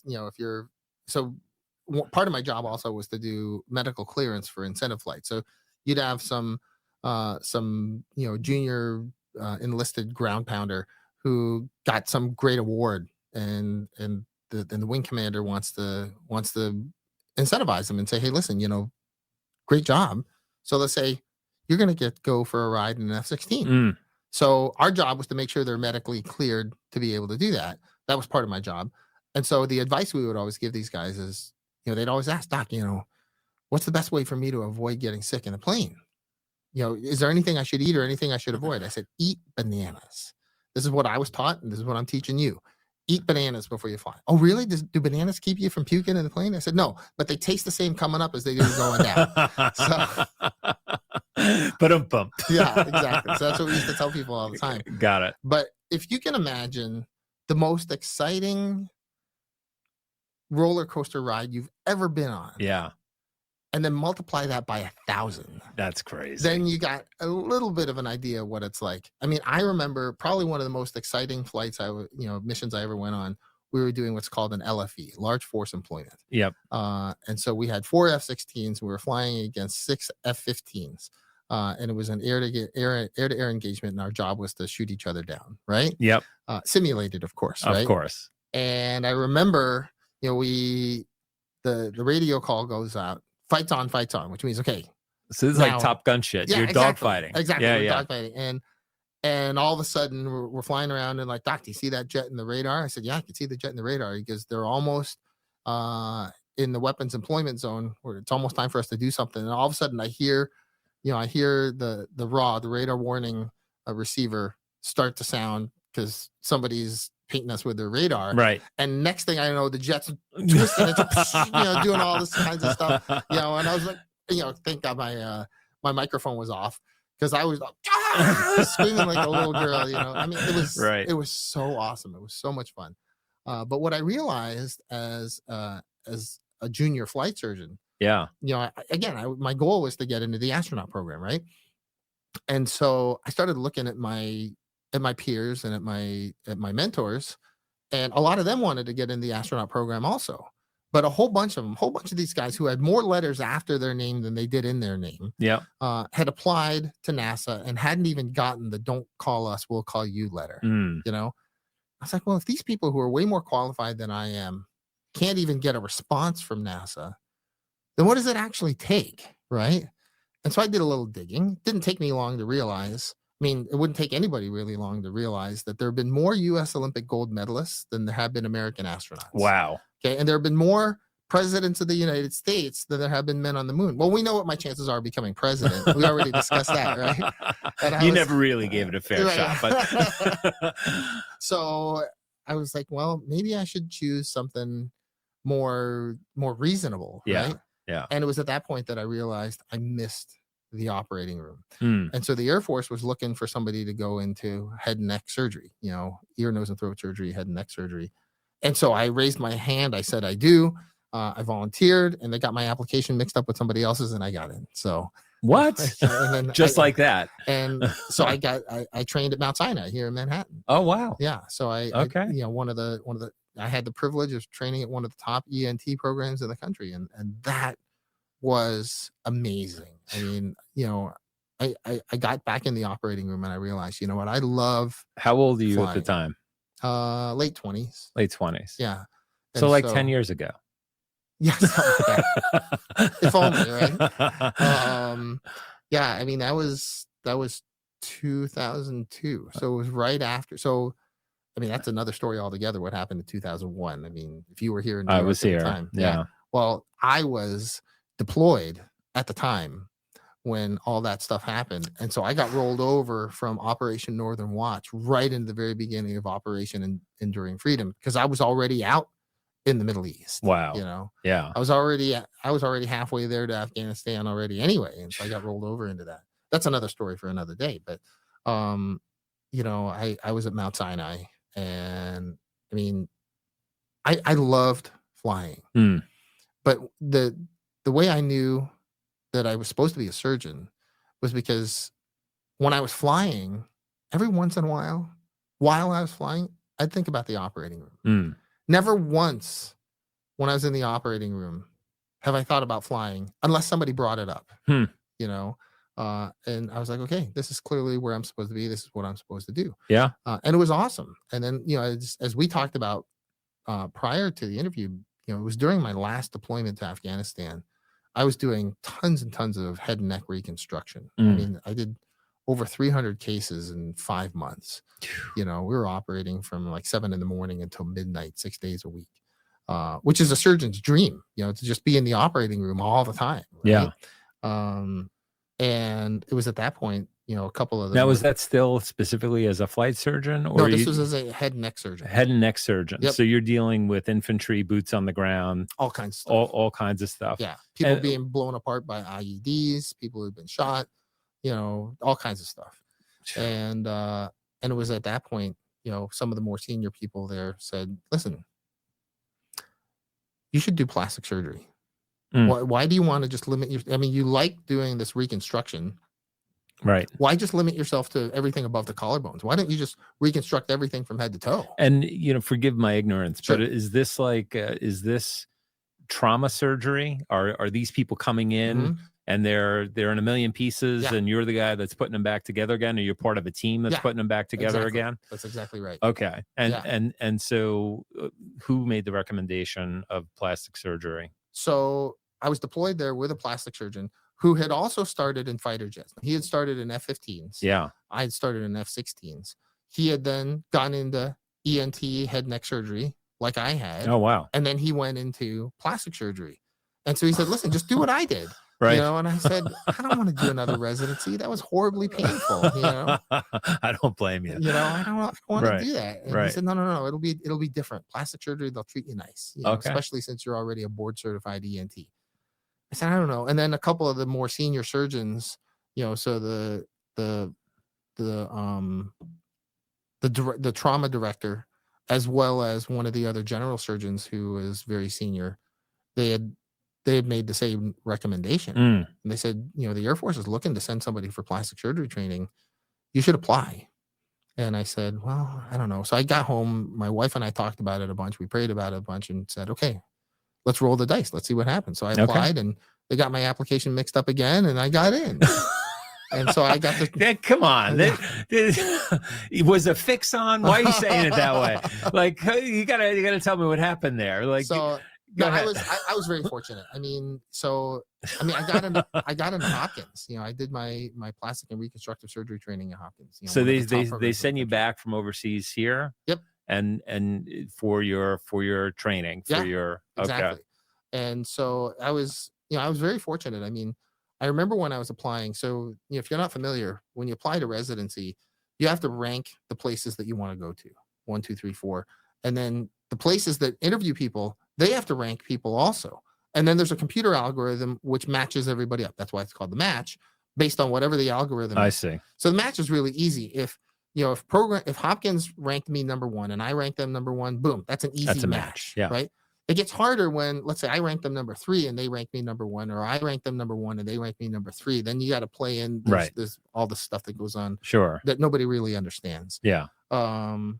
But somehow or another, I ended up matching to Hopkins. Wow. And were they your number 1? I ranked them number 1. Okay. I was actually afraid to rank them number 1 because I figured I didn't stand a chance. I was like, there's no way I'm getting into Hopkins. There's no way. That's mom and dad preparing you properly. Right, exactly. That's it. And I told them that. I said, I got in because of you. Yeah. And I said, there's no way I'm going to get in. I don't want to waste that number 1 spot. Right. Sure. On a place I don't have a shot at. Yeah. Because, my number 2 spot, my number 2 place, if they rank me number 1 and I don't rank them number 1, somebody else might get that spot. Right. There were 2,000 applicants for 2 spots. Oh my God. Okay. And I was like, do I waste this opportunity? And I remember I talked to one of the attendings there at Hopkins. It was Dr. Ed Rodriguez. And I called him up. He said, listen, just rank us. Because I called him. I was asking his advice. And he's on the committee that helps decide where people get ranked. Yeah. I said, I don't know, Dr. Rodriguez. I don't know if I should rank you guys or not. Because just rank us. I can't tell you anything else. Right. But that's important. Just rank us. Sure. Yeah, if that's really where you want to be. Yeah, exactly. Then that's what you got to do. And I don't know how it happened. Yeah. I don't know who else turned them down. Yeah. Yeah. I was like, oh, how many other people said no before you got to me? Right. But I was very fortunate. I was very blessed. I Yeah. was really thankful that I had gotten in because, there's a chance. I mean, plastic surgery is very competitive. Yeah. And I knew there was a chance that I wasn't going to match at all. Yeah. That I might not get in. And they're coming from all different disciplines. These aren't yeah. all folks coming from the military. You might have been Right. one of the few or one of the only. Exactly. And you know what? I would imagine that there's a great need, for that. These are men and women that are giving their lives for our country. Yes. They deserve to be, looking their prettiest when For sure. when they're getting out of there. Not that anybody else doesn't, but I mean, the scars of war are deep enough, Yes. without having to look in the mirror and see it yeah. every day. Yeah. Putting people back together. I mean, that was so satisfying. It really was. It was really rewarding for me professionally and personally. I can only imagine. Like you must have seen some messes in your life. Oh my goodness. I mean, these people come in and you couldn't tell what parts were missing and what went where. And so my job was to figure out the jigsaw puzzle and say, okay, this goes here, that goes over there. Oh, we're missing this. What am I going to reconstruct that from? What can I borrow to make something that approximates that? Like somebody would come in, let's say for instance their eyelid is missing. Well, the eyelid is a very complex structure. How do you build a new one? What tissue do you use to rebuild an eyelid? Because it's not just skin. I mean, you got skin, you got the lining of the eyelid. So what's a good substitute for the lining of the eyelid? Well, you can use the inside of somebody's cheek. And so you got to take tissue, you got to harvest tissue from the inside of the cheek. You reconstruct the inside of the eyelid. You got to reconstruct the skin. You got to reconstruct the muscle. So you know what I'm thinking of? You're going to laugh, but I'm thinking if someone is uncircumcised, maybe you're going to be circumcised now. Yeah, exactly. So I had this one patient when I was doing head and neck reconstruction. He had cancer in his tongue. And so we had to cut out his tongue or part of his tongue. And we were going to use tissue from his forearm to reconstruct his tongue. And he said, Doc, do we really need to use the forearm? I mean, I'm not opposed to it, but I'm just wondering, are there other options? I said, well, I mean, there are, but the forearm generally works really well. We can take the blood supply with it and put the blood vessels back together and so forth. He goes, well, he said, Doc, I mean, I'm not circumcised. I've got, I'm not using that tissue for anything else, Right. And he said, can't we just do that instead, And I said, well, I suppose. He goes, well, I said, I don't know that that's going to work really well. He goes, yeah. He goes, I guess we shouldn't do that. And he goes, besides, if we did that, then my wife would really have a good reason to call me a dickhead. So I was like, all right, I'm glad you figured it out. Oh, that's hilarious. That's funny. But honestly, I mean, is there anything that could prepare you for what you see? And was there a getting over that period? Does med school prepare you for that? When you get there, is it all business right away, or like, do you remember the first few times of actually seeing the gore of it? Sure. And that's one of the things, like sometimes I guess there are people that run towards an accident and there are people that run away from an accident. Right. And I hate to admit it, but I almost feel like I am someone that wants to go the other way just because I'm afraid of what I'm going to run into. Sure. I think a lot of that has to do with training. Yeah. Having said that, there is nothing, absolutely nothing that prepares you for the kind of surgery that we had to do. I mean,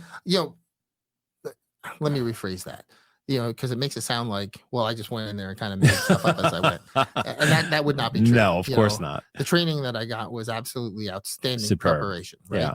I mean, I couldn't ask for better training than I got at Hopkins and at Mount Sinai. Right. But it's not like you're moving a stack of papers from this side of your desk to that side of your desk. Correct. You were walking into something new. Oh, totally.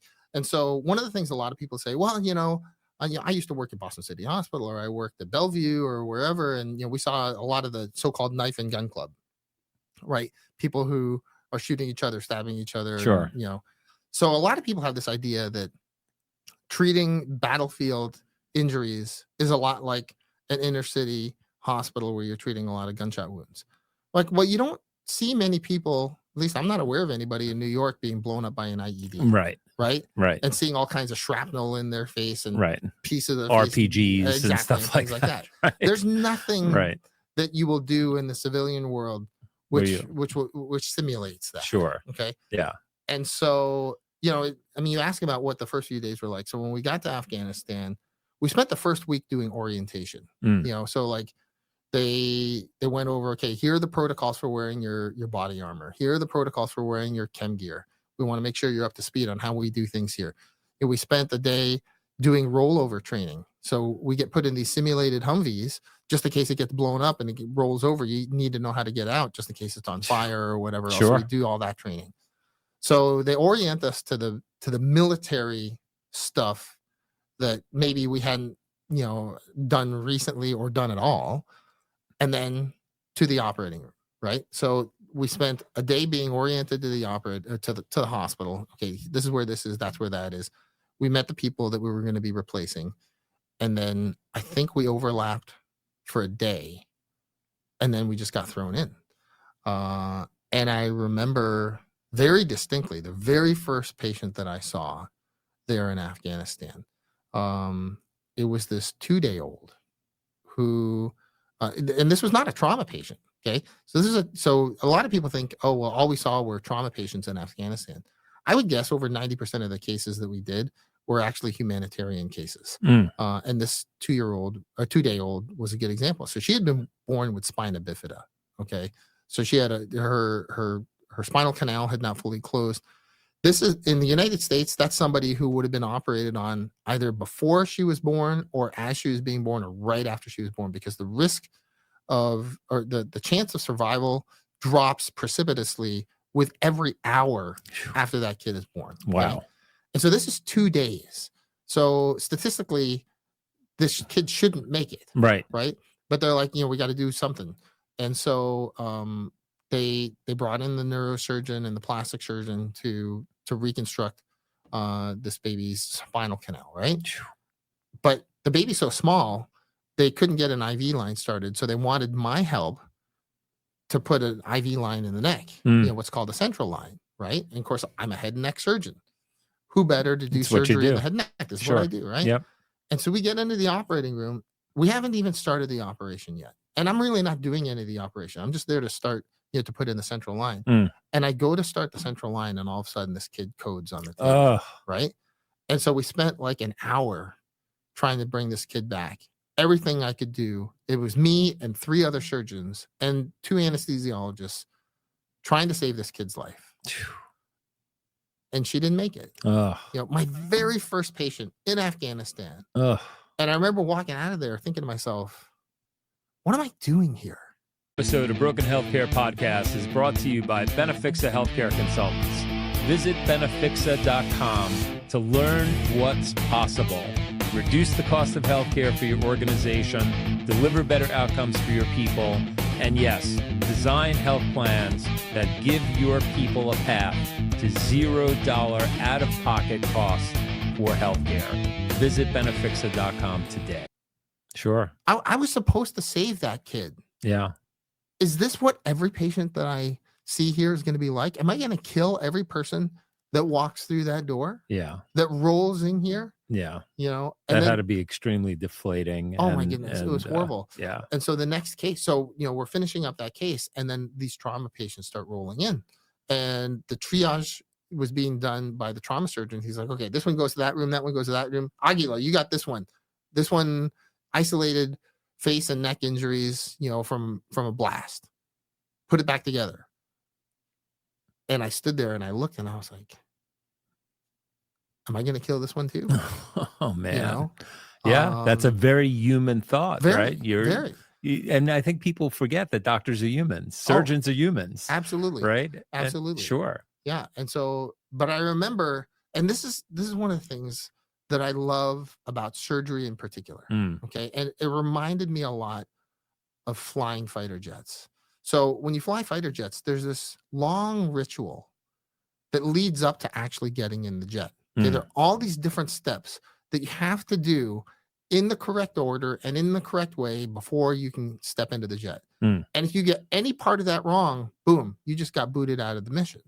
Okay, because it's a safety concern, Sure. right? And so you could argue it's like, well, there are all these rituals. They're the secret handshakes, so to speak. There aren't secret handshakes, literally, but Right. you get the idea. Of course. Right? And if you don't get all the secret handshakes right, Yeah, then you don't get into the club. you got to go. Exactly. What's the same thing in the operating room? If you don't do all of these different steps in the proper order, in the proper way, you don't get to do the operation. You know, you get shoved aside and somebody else is going to do it. Sure. Somebody that knows what they're doing. Yeah.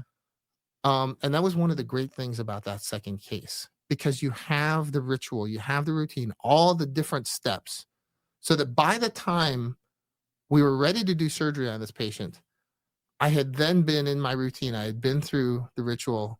I was in the right mindset. And I was like, you know what? This is a patient just like thousands of other people I've operated on before. Let's do this. Let's go. Let's just do it. Yeah. You know, and you could argue, oh yeah, this is we're in the Olympics. You know, this is the gold medal game. Yeah. Okay. How many other games have I played prior to this? You know, hockey is hockey. Right. Surgery is surgery. Right. Focus on the task at hand and just get it done. How much time separated between you're finished with, unfortunately, that loss of life, and now this patient rolls in? A couple hours. Couple hours. Yep. And now it's boom. It's on. It's game time. Yeah. We got to go. And then it felt like it was almost nonstop from there until I came home. Wow. And so at the end of that procedure, which I would imagine is not 5 minutes, right? No. This is taking hours, which has got to be grueling also.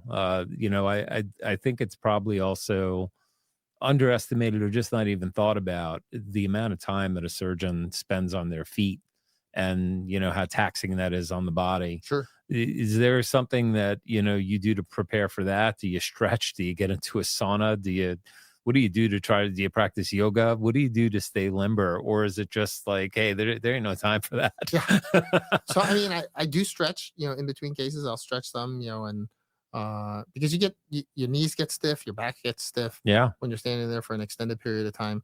I wear, you know, what some people call barefoot shoes, because I find that it forces me unconsciously to move around more, so I don't get as stiff. And I find that that's really helpful. I also I've been studying the martial arts since I was 13 years old. And so, you know, that's helped me in terms of my mindset and, you know, also physically, obviously. What specifically? So I started, so the martial arts helped me learn how to focus and how to concentrate on certain things. And also, there's a lot of training on breathing in the various martial arts disciplines, stretching, being aware of what your body is doing and what your body's telling you. And so a lot of those different things play into my everyday, particularly as it pertains to But were you surgery. practicing Taekwondo or kickboxing or Muay Thai? Or So I started out in Taekwondo. I have a first degree black belt in Taekwondo. When I went to college, I couldn't find a decent Taekwondo instructor. And so I started studying Aikido, which is like polar opposite of Taekwondo. I don't know if you're familiar with Aikido I am. or not. I took some of both. Yeah, so Aikido is so much fun. I really enjoyed it. I remember the first Aikido class I went to, you know, one of my buddies who lived down the hallway from me in the dorm, he said, "Hey, come to the Aikido class." Right. And I said, "Well, I don't know what to wear." He goes, "Well, just bring your gi with you." I said, "Well," I mean, all I have is a black belt. So I might be able to find my brown belt. And he said, "Well, bring whatever's the lowest belt. Just don't worry about it. Just come dressed properly." And so I showed up. I had my brown belt. That was the lowest belt I had that I could find.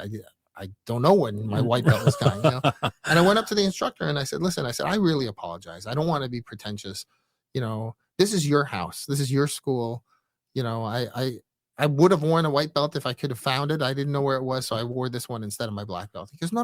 He said, "You earned that belt. Yeah. You should be proud. You should wear it." I said, "Well, that's very kind of you." And so he puts me at the head of the line. Oh, wow. Okay. And I was very uncomfortable with that. Because I'm like, this is not my house. Right. Right. You know? Yeah. And so he says to all the students, he says, "You know, we have the privilege today of having a Taekwondo black belt with us. We don't often have that opportunity." And And he said, "Sir, if it's all right with you, I'd love to demonstrate something for the rest of our students with your help." Which, if you're familiar with training in the martial arts in a traditional school, Yeah. if you get to demonstrate with the master, that's a huge privilege. Sure. That's a vote of confidence. I was like, I'm a new guy here, and you're calling me up for a demonstration. I was like, wow, this is a big deal, right? Right. So I get up and he's kneeling on the floor. He's got his hands on his lap, and he says, "Sir, would you please kick me in the head?"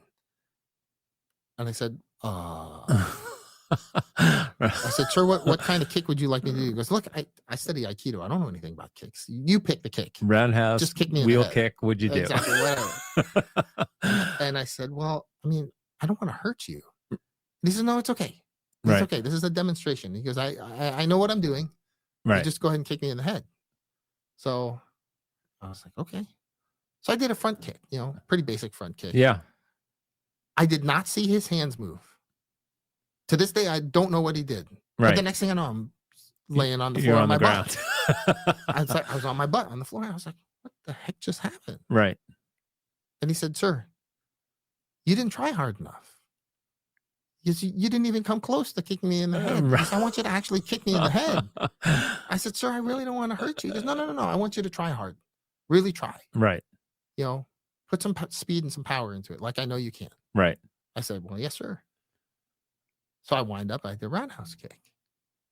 And I kicked harder and I kicked faster this time. Right. And I hit the floor even faster and even harder. And again, I did not see his hands move. Wow. Right? I was like, bam. What is going on here? I was Yeah. like, it's some kind of magic trick or something. Yeah. Yeah.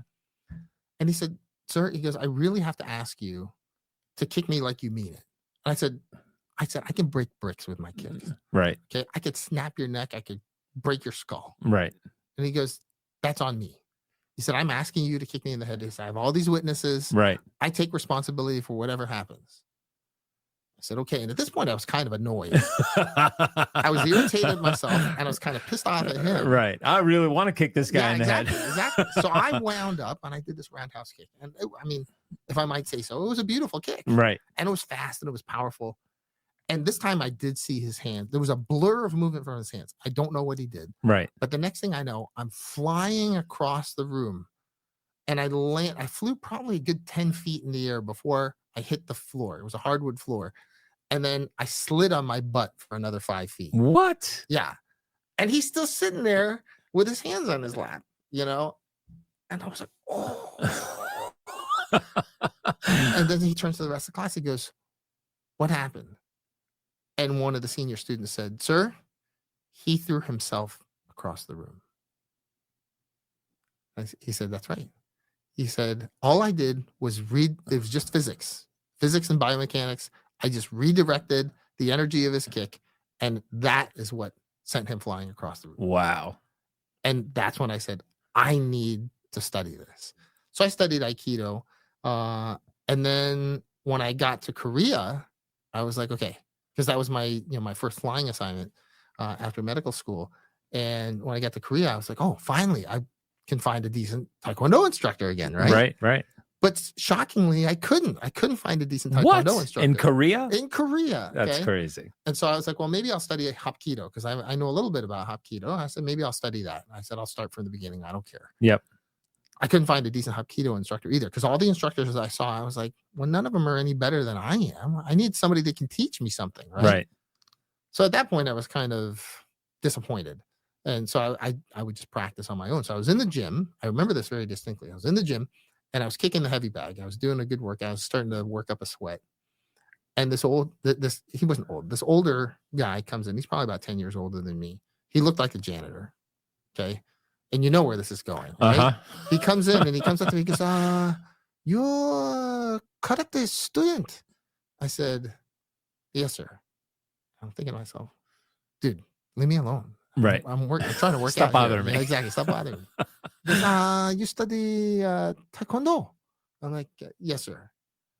And I'm like, "Would you leave me alone already?" Right. I didn't say that, of course. I was too Right. polite to say that. Right. And he says, "Your teacher, he teach you for you pressure point?" I'm like, "Yes, sir." "Would you leave me alone?" show for me pressure points. You show for me pressure points. Okay, fine. If it'll get rid of you, I'll do it. Right. So I start trying these pressure points on him because I had been taught pressure points by my master. Right. Sure. And he's just standing there like, when you show for me pressure point, I'm like, I'm doing it. And he's like, he goes, how come I no fear to nothing? And I was like, because there's something wrong with you. Right. This is the arrogant me. Right. I'm like, there's something wrong with you. It's not me. Right. Right. It's clearly your fault that my technique doesn't work. Right. And he goes, how about I show it for you a pressure point? I'm like, yeah, whatever. He takes his pinky and he puts it here in the spot of my neck. And the next thing I know, I'm laying on the floor and I'm writhing. I'm like, that is crazy. And he's holding me down with his pinky. He goes, this is a pressure point. I'm like, and he finally lets go. And I'm like, He goes, you come across tomorrow. I teach you for your pressure point. And so I was like, yes, sir. And so I showed up for class the next day. And you found your man. And I started studying Tang Soo Do. And so he taught me all kinds of stuff. I mean, that was transformative. You know, I now have a 4th degree black belt in Tang Soo Do. I never even heard of Tang Soo Do. Yeah, so Tang Soo Do is one of the more traditional Korean martial arts. It's the martial art of Chuck Norris. He's probably the most famous practitioner of Tang Soo Do. Oh, I did not know that. Yep. He's the one that made it. He's the one that brought it to the United States. Okay. And so I have a 4th degree black belt in Tang Soo Do. And when I was stationed in Japan. So it takes years to get a 4th degree black belt. Years and years and years. This didn't happen overnight. No, certainly not. So that's a journey. Yeah, very much so. Okay. And then when I got to Japan, I got to, I was teaching Tang Soo Do there because a couple of his students were also teaching there in Japan at the base that I was at. And he said, you join them and you teach it with them. I was like, yes, sir. And so we were all teaching together, which was great because then we also got to train together. And then I also picked up Aikido again because Aikido is from Japan. I was stationed in Japan and I asked my master instructor, I said, sir, is it okay if I start studying Aikido again? And this was, I can't thank him enough for what he said to me because, traditionally you don't go and study under somebody else without the permission of your current teacher. That's wrong. You know? Yeah. And just one of those unsaid things. Exactly, you don't do it. Exactly. So I asked him, I said, is it okay? And he said, not only did he give me permission, he said, I want you to go study everything you can, but you make me one promise. You come back and show me what you've learned, and I'll show you where you can find it in Tang Soo Do. Because he was convinced, he said, everything really is Tang Soo Do. Huh.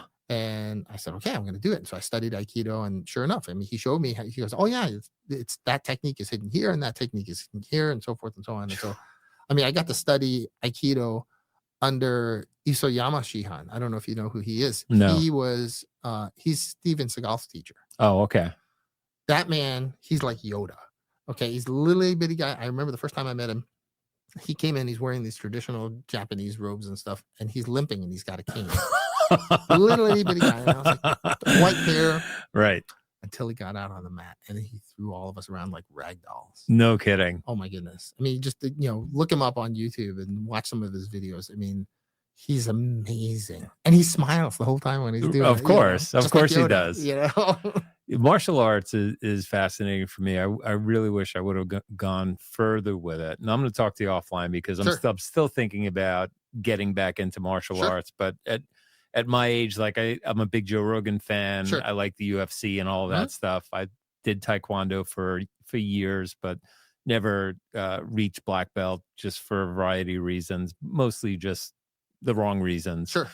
But I started jujitsu a couple of years ago and I was like, I like this, but I'm going to get injured. It's not a question of if, it's a question of when.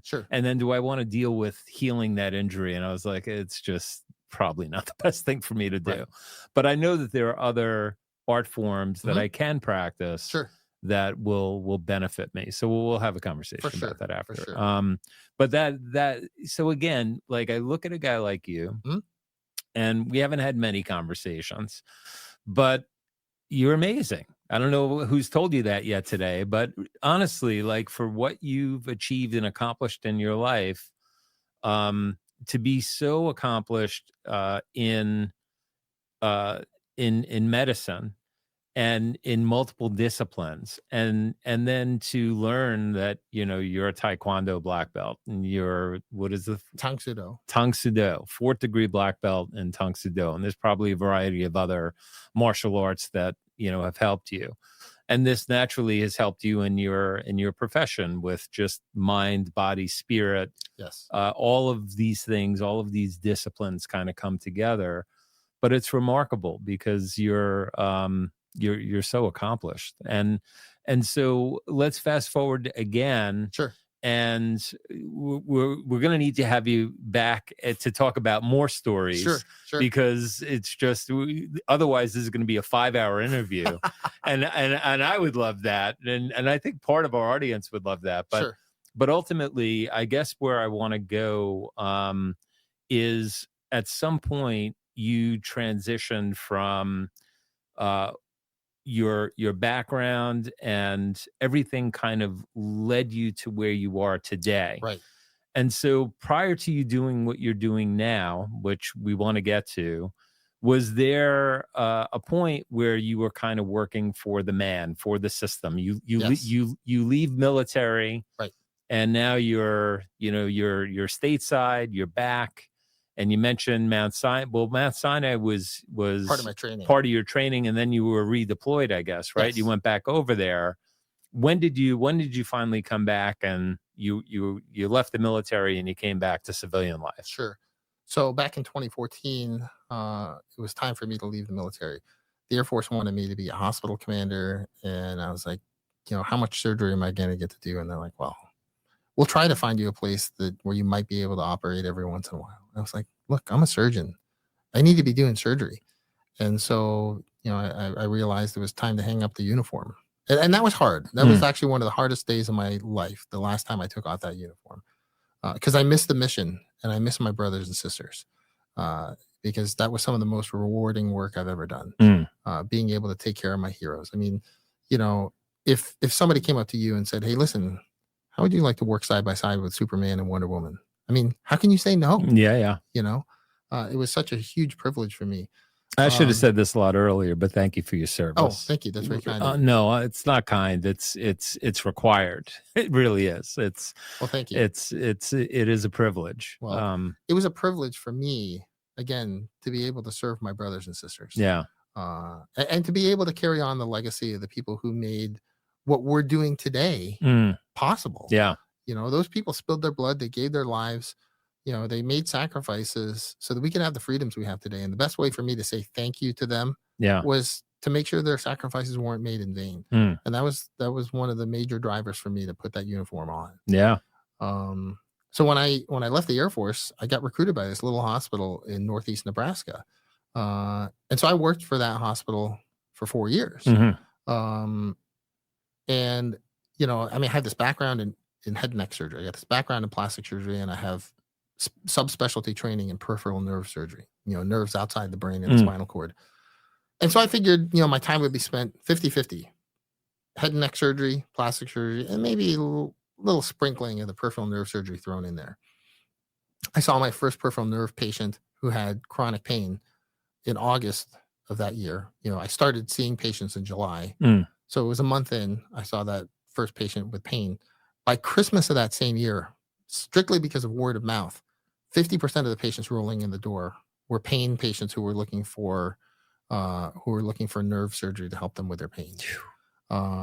And as that part of the practice grew organically, the hospital started getting more and more irritated that I wasn't doing what they thought I should be doing.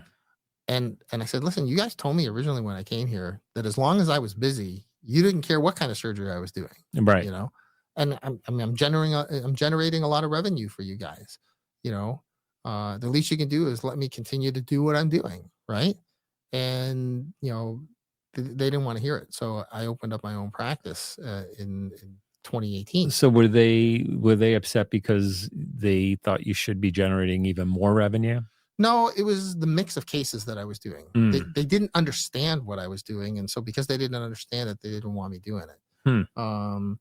And so that led to a conflict where, you weren't seeing eye to eye, Right. and you said, take this job and shove it. Exactly. And at the Yeah. same time, I started seeing the kind of financial impact that the surgery was having on patients. And I had a growing number of patients coming to me and saying, "Doc, if I had known it was going to cost this much, I wouldn't have done this. Why did you bill me this?" And I was like, I had no control over any of that. I have no idea what stuff gets billed out. I don't know how insurance works. I don't know how any of this stuff works. Right.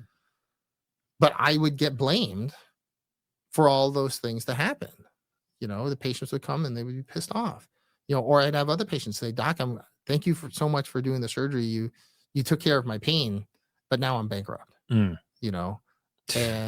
so then I remember when I was getting ready to open up the practice, I called up a friend of mine, a mentor of mine, Keith Verbicki. He's an OBGYN. And I said, "Look, you've been in private practice as an independent surgeon for decades. Can you teach me how to do this?" He said, "I will. But what I want you to do first is go to the Free Market Medical Association conference." Oh, wow. And he said, "The FMMA will teach you how to run a practice." Okay. And I had never heard of the FMMA before. And I was like, "Sure. Okay.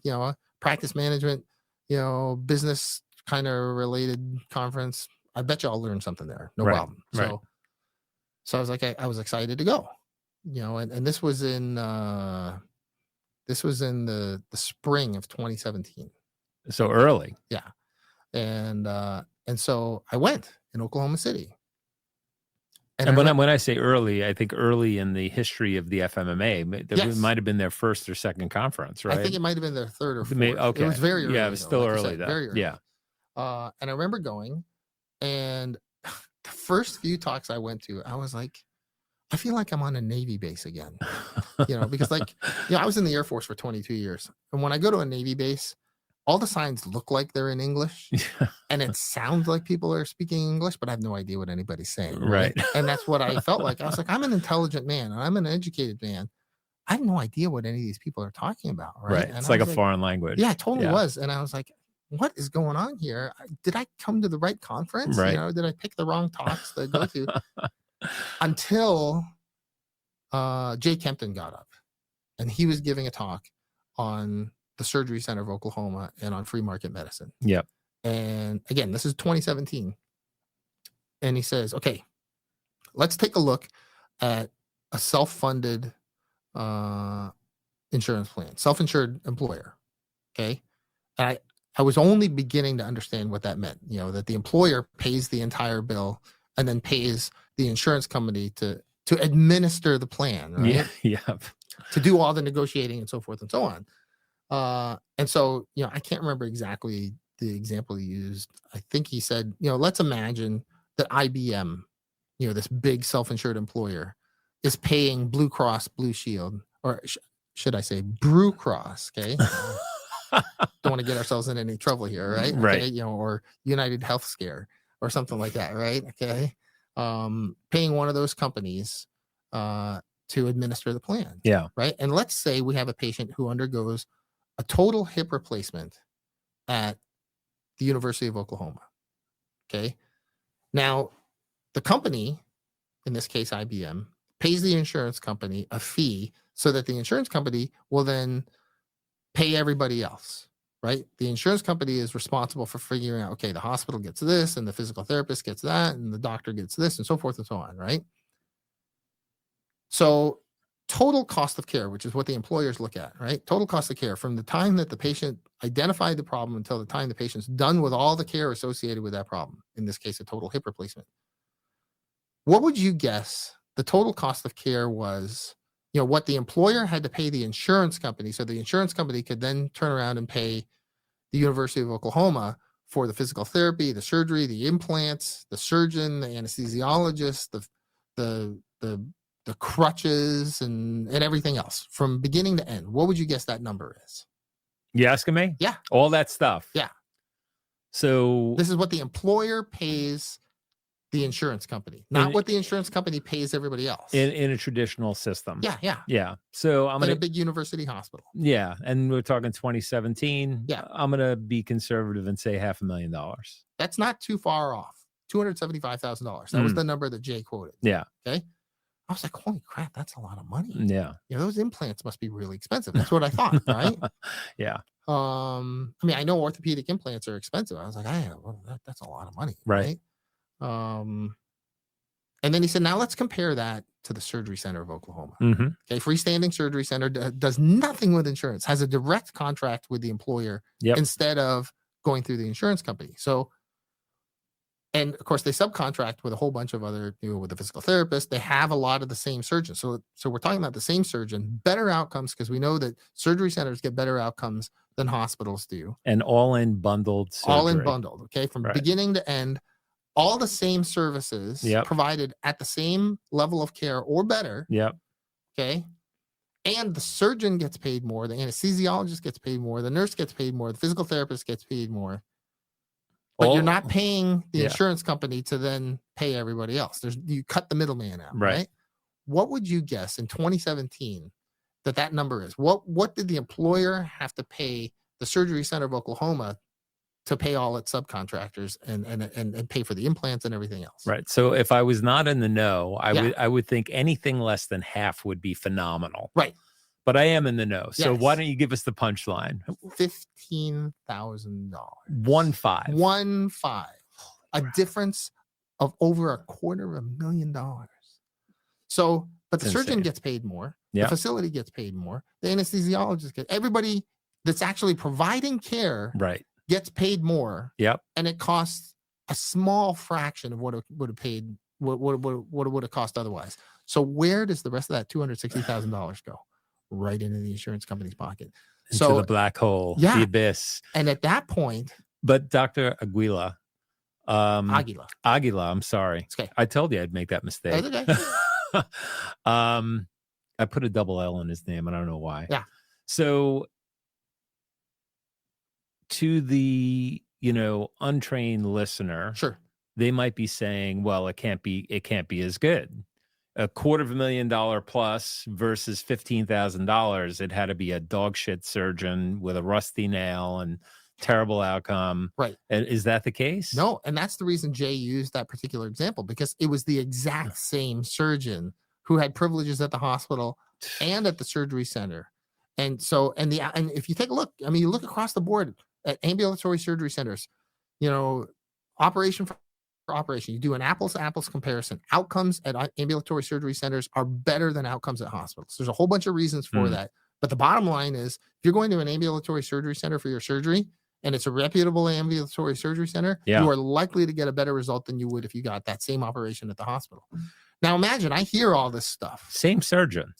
Not a different surgeon. The surgeon with operating privileges at the hospital. Yes. And privileges at the surgical center. Correct. Same guy.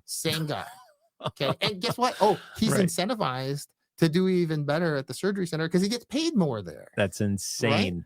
So you can imagine. So I'm sitting there in the ballroom. I hear Jay going over all these numbers, right? And I literally had to stop myself from running out of the room and vomiting all over the floor. Really? Oh, yeah. I just had this. It was a very visceral reaction. Yeah. I was like, how many of my patients have I done this to? And of course, the answer was, how about all of them? Because I didn't know any better. Right. And I remember thinking to myself right away, I said, well, it's not my fault because I didn't know. But guess what? Now I do. And what does that mean? Now I'm morally responsible for those consequences where I might not have been before. You could say, oh, there were mitigating circumstances. You didn't know. Well, now I do know. And you can't unknow that. Right. Right. And so at that point, I was like, why are we hurting the people that need us the most? And so I went back. And this was before I had decided what kind of practice model I was going to have. And I went back. And of course, Keith's intent was to really shake me up. Well, Dr. Keith Smith. Certainly Keith Smith, but Keith Verbicki, the guy that told me to go to the FMA conference. I see. Okay. But yeah, Keith Smith for sure. The founder of the Surgery Center of Oklahoma and the Free Market Medical Association. I went back and I talked to the CFO, and I said, we need to come up with a better way to take care of our patients. And I had spent a lot of time praying about this, and this is how we came up with the M25 program. And so, and it's a, I mean, we've been featured on CNN's Champions for Change and on CBS This Morning and NBC Nightly News talking about this. And The you know, M25 the M25 program. So program. explain what is that? Yeah, so the M25 program. So let's say, for instance, I'm gonna do surgery, and we talk about crushing medical debt, right? Mhm. And let's say you come to me and I say, you know what, I want to do something like they do at the Surgery Center of Oklahoma. Let's just do direct pay. Let's cut out the insurance company. I'm gonna say you're gonna pay 1/10 of what you would pay otherwise. And you say to me, Doc, that's great, but I don't have that kind of money laying under my pillow. Well, we have third-party financing options like Care Credit and other companies like that. Well, that's great, Doc, but let's say you just graduated from high school Mhm. and you work at Wendy's, right? Yep. Well, you don't have a credit history. You can't get Care Credit. No. So, I've heard doctors say to me, why do you hate poor patients so much, right? So how do we take care of people like that? Well, I could do your surgery for free, Right. right? I could do it for free. But what do we know about how much the average American values something they get for nothing? They don't. They don't, They right? don't. They value it about that much, Yep. right? And so the question, and by the way, we also know that patients who aren't invested in their outcomes, they get worse outcomes, Yeah. right? That's been shown statistically. So the question isn't about money. The question is, how do I take somebody who has no money and get that person to invest in himself, Mm. right? And that's the genesis of the M25 program. So I'd say, okay, let's say your surgery costs $5,000. Well, Doc, I don't have $5,000. Okay, well, here's Care Credit. Well, I can't qualify for Care Credit. Okay, how about this? I want you to go over to the Least of My Brethren, which is a charitable organization in Omaha. Mhm. You tell them I sent you. Bring my card. Okay, and they're going to call me up and they're going to say, Doc, what do you need? I'm just making this number up. Right. Okay? 300. Okay, no sweat. They hang up the phone and they say, Ray, Dr. Aguila wants you to volunteer 300 hours of your time here. Okay. And we have no financial relationship with this nonprofit whatsoever. Okay? Right. As soon as you volunteered all that time, they call me up. They say, Doc, he's done. Okay, send him over. We're going to do his surgery. Mm. No additional charge. Okay. So what have we accomplished in that case? Number one, you got the care you needed without incurring crushing medical debt. Mhm. Number two, you're invested in your outcome because you've paid for this with your blood, sweat, and tears. Yeah. Right. And somewhere in the back of your mind, maybe even in the front of your mind, you're thinking to yourself, well, I better not screw this up because then I'm going to have to volunteer another 300 hours to fix whatever I mess up. Right. So you're more likely Yeah. to follow the directions I give you. Yeah. Okay. The charitable organization that you volunteered with has benefited from your work. The community that charity serves has benefited from your work. And you get to see that no matter how poor you are, you helped somebody who is even worse off than you. Mm. What's that do for your self-worth? What's it do for your dignity? What's it do for your self-esteem? Mm. And then on top of all of that, my team has the satisfaction of knowing that we got to do medical mission work right in our own backyard. Mm. Okay. We didn't have to go all the way to Timbuktu or Venezuela or Vietnam or wherever else, pay thousands of dollars on a plane flight to be away from our families for an extended period of time so we could help a bunch of poor people. We helped the poor people in our own backyard. Mm. Neighbors helping neighbors. Yeah. Who loses? Nobody. Nobody. Who wins? Everybody. And oh, by the way, who gets to decide who qualifies for the program? The patient. Because every single patient, whether it's Bill Gates or the guy on the street corner with a styrofoam cup, they all get offered all three options. And then we just leave it up to the patient. So how many of my patients have told me, Doc, thank you so much for not making me submit all my financial information, my tax returns, my bank account statements, and all this other stuff. I don't need to see that. I don't want to see that. I don't care how much money you make. Okay? Because I'm not the one that makes the decision as to whether or not you qualify for the program. You decide that. You decide what's more important to you, your time, your money, or your problem. What do? We put the patient back in charge the way it should be, the way it's always been. the way it's been from the very beginning. So if I'm hearing you right, you're saying regardless of their means, Mhm. regardless of how much money they have in the bank, they go to you, you lay out 3 options for them. One is you have the means to pay, and you do. Right. Another is you don't have the means to pay, but you could qualify for credit. You could go down that road. Right. And the third option is you have the means, you don't want to borrow, or option 3 is you can you can be charitable and donate your time and service to the community, Yes. and that's an acceptable form of payment as well. Absolutely. And it's 100% up to the patient. Yes. That's insane. Exactly. So, what I tell patients all the time, and again, it doesn't matter which one of those 3 mechanisms you choose. You invest in yourself, and I'll invest in you too. So where does the money come from to pay for you and your team? So we set up the Healing Hands of America, which is a sister organization to our practice, which was originally called Healing Hands of Nebraska. And, we renamed it Total Pain Solutions because now our focus is on pain, right?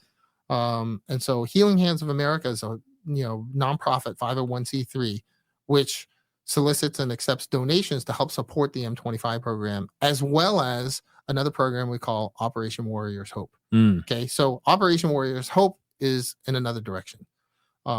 It's my promise to my brothers and sisters in uniform. If you have a Purple Heart, if you spilled your blood, if you were injured in the line of fire in battle against the enemy, and you got a Purple Heart for it, and you have a problem that I can take care of, I will take care of that problem for you at no charge for the rest of my life. That's incredible. Let's say you need reconstruction of some part of your face. I'm not going to charge you a penny because you know what? When you spilled your blood, that bill was paid in full. And this is the least I can do to say thank you to my brothers and sisters who have made those kinds of sacrifices. I don't want to get in a fight with you. It's got nothing to do with your martial arts. It's about all those people you got behind you that would probably kill for you. That's amazing. So those are my brothers and sisters. They watched my back. This is how I'm back in the fight. Yeah. The one of the hardest things for me when I took off that uniform is that I felt like I was leaving my brothers and sisters behind. Every time I deployed, and you ask anybody that's ever been in the military, particularly those people who have been deployed, when you go home, you leave a part of yourself behind. Okay. And there's a part of you that thinks, you know what? Would the mission have gone better if I had stayed there? I remember my last deployment. I think it was about a month after I got home. I heard the story about these 2 nurses at the base that I was at who had been killed by a third country national because he had grabbed their weapons from them and shot them both there before shooting himself. Okay. And I remember the first thought that ran through my head was, would that have happened if I had been there? And every time you hear, anybody that's been deployed, they hear stories like that. They hear so-and-so got hurt, so-and-so didn't make it home. You ask yourself, would he have come home if I had been there? And there's a part of you that can't help but say yes. Yeah. Right. So there's a part of you that is always back there. And when I took the uniform off, there was still a part of me that longed for the mission. There was a part of me that was left behind. You can't do that to yourself, though, dude. I know. You'll go crazy Totally. if you let your mind start to play those games on you. Exactly. Because the God's honest truth is you don't know. And that's exactly right. You don't. And yeah. But that's where Operation Warriors Hope came in for me to be able to get back into the fight and say, you know what? I'm taking care of my heroes. Yeah. I'm taking care of my brothers and sisters. I'm taking care of the people who have sacrificed for you, for me, for my kids, for our families. For everybody, whether they agree, whether those people agree with their political views or not. Right. They raised their hand. They said, I do. They married Uncle Sam and they wrote a blank check up to and including the value of their own life. Yeah. Okay. For you and for me, regardless of whether they like you or not. Yeah. They don't even know you and they did it anyway. That is remarkable. Isn't that worthy of gratitude? It's beyond worthy. I mean, you brought a tear to my eye. It's you think about the sacrifice that these folks make for us and continue to make every day, And is there any amount of money or service that can repay that debt? There really isn't. No, there's not. There really isn't. There's not. But you are going above and beyond. Well, it really, truly, you are. You don't want to hear that, but yeah. I mean, in my mind, this is my small way of beginning to say thank you. Yeah. You know, because those men and those women they've given up so much. You know, and they will be the first ones to tell you, I was just doing my job. Right. I was just doing my job. Well, you know what? Right. You deserve some gratitude. Yeah. No, and it's not uncommon. You know, I'm a big Joe Rogan fan. I listen to him. He interviews military personnel all the time, and it is a common thread for folks to get back, and you know, they're physically here, but mentally they're still there. Yes. And they're looking for a way to get back because I guess it just works on your mind. You're just you're thinking about your brothers and sisters over there, Yes. saying it's got to be a feeling of like I've abandoned them, right? Right, exactly. And that's not the case at all. You know, you served your country, your mission is over. And I think you owe it to yourself and your family now to be present and move on. Yes. But I've heard countless number of interviews where it's just the theme, right? Sure. It's just Sure. and against all odds, like you would think, well, hey, you know, no one's shooting at you over here. Why the hell would you want to go back there? Exactly. And it gets down to, you know, they say, what does it take to be a Navy SEAL? And it's not how big or brawny or strong you are. Often the guy that gets through the program is like skin and bones. You would think you could blow him over with your breath, but it's about caring more about the guy on your left and the guy on your right than you do yourself. That's right. And that's what gets them through the program. Yeah. And so it's just remarkable. I mean, there are no words. That is amazing. Well, you know, I mean, I want to encourage your listeners, you know, to really consider these two programs, the M25 program, which derives its name from Matthew chapter 25, okay, specifically verse 41. Amen, amen, I say to you, these things you did for the least of my brothers, you did for me, right? And then Operation Warrior's Hope, which again is how we take care of our Purple Heart recipients. Those programs need help, you know, and we're always looking for more donors and people to help us in that regard. You know, and it doesn't matter. There's no donations that's too small. We got a donation recently for 78 cents. I was like, you know what? I said, we'll take it. 78 cents more than we had a minute ago. Exactly. It makes a difference, you know. And then we've also received donations for $10,000. Wow. Everything in between. You know, you can make donations right on the website. Just go to m25program.com and you can make a donation right there. It's a tax deductible donation. You get a letter for the IRS that says, okay, this is a tax deductible charitable organization, you know, and it'll make a huge difference in so many people's lives, you know, because I know there are people that want to volunteer their time to help. And, you know, to an extent, patients in the M25 program can ask their friends and family and even strangers to help them with their volunteer time. Okay. But let's say you live in New York and this patient is in Nebraska. Well, it's not reasonable for you to come and volunteer your time in Nebraska. Right. And so, you know, for somebody that lives remotely and wants to help, that donation goes a long way too. Sure. You know, but more than anything, I would ask people to pray, you know, to pray for these people that are coming to us asking for help, you know, that want, I mean, the comment that sticks out in my mind the most and the one that I've heard so often is, Doctor, thank you so much for preserving, respecting, or restoring my dignity. And instead of just giving me a handout, give me a chance to participate in my own recovery. You know, and I knew on some level that was valuable. Yeah. I didn't realize how valuable it was to each of those patients until they told me. And they said, this is so much better than just getting a handout. You get a handout, you feel like, this is what the patients have told me. Right. Okay? Sure. They've said, you know, I felt worthless every time I got a handout, but you've restored my dignity. Yeah. You treat me like a peer, like a fellow human being. That's superb. It really is. It's and you could see that. There's a huge difference between getting a handout and working for it. Mm-hmm. And what's the difference? You feel gratified when you work for it, and so that's tremendous. Talk to me a little bit about Total Pain Solution, and how your work is really very specialized. There aren't many folks doing what you do. And I think something else that you're interested in is getting the techniques that you use, getting other surgeons to learn this and incorporate it into their practices, if I'm not mistaken. Yes, that's right. So as a peripheral nerve surgeon, I did fellowship training in peripheral nerve surgery to learn how to operate on nerves that are outside the brain and the spinal cord. And initially that was primarily reconstructive surgery, right? Because I'm a plastic and reconstructive surgeon, and we did a lot of microsurgery. And so we, part of our training, a big part of our training was learning how to put together these blood vessels, which are like maybe a millimeter in diameter. You do that under the, with the help of a really powerful microscope. And that's how we would reconstruct tissue. You reestablish blood supply to the tissue you're putting in. You're going to reconstruct somebody's jaw or their face or their breast or their chest wall or whatever. You use a lot of these microsurgical techniques. Well, it turns out a lot of those blood vessels... Can I ask you a stupid question? So there's no such thing as stupid questions. Only stupid people.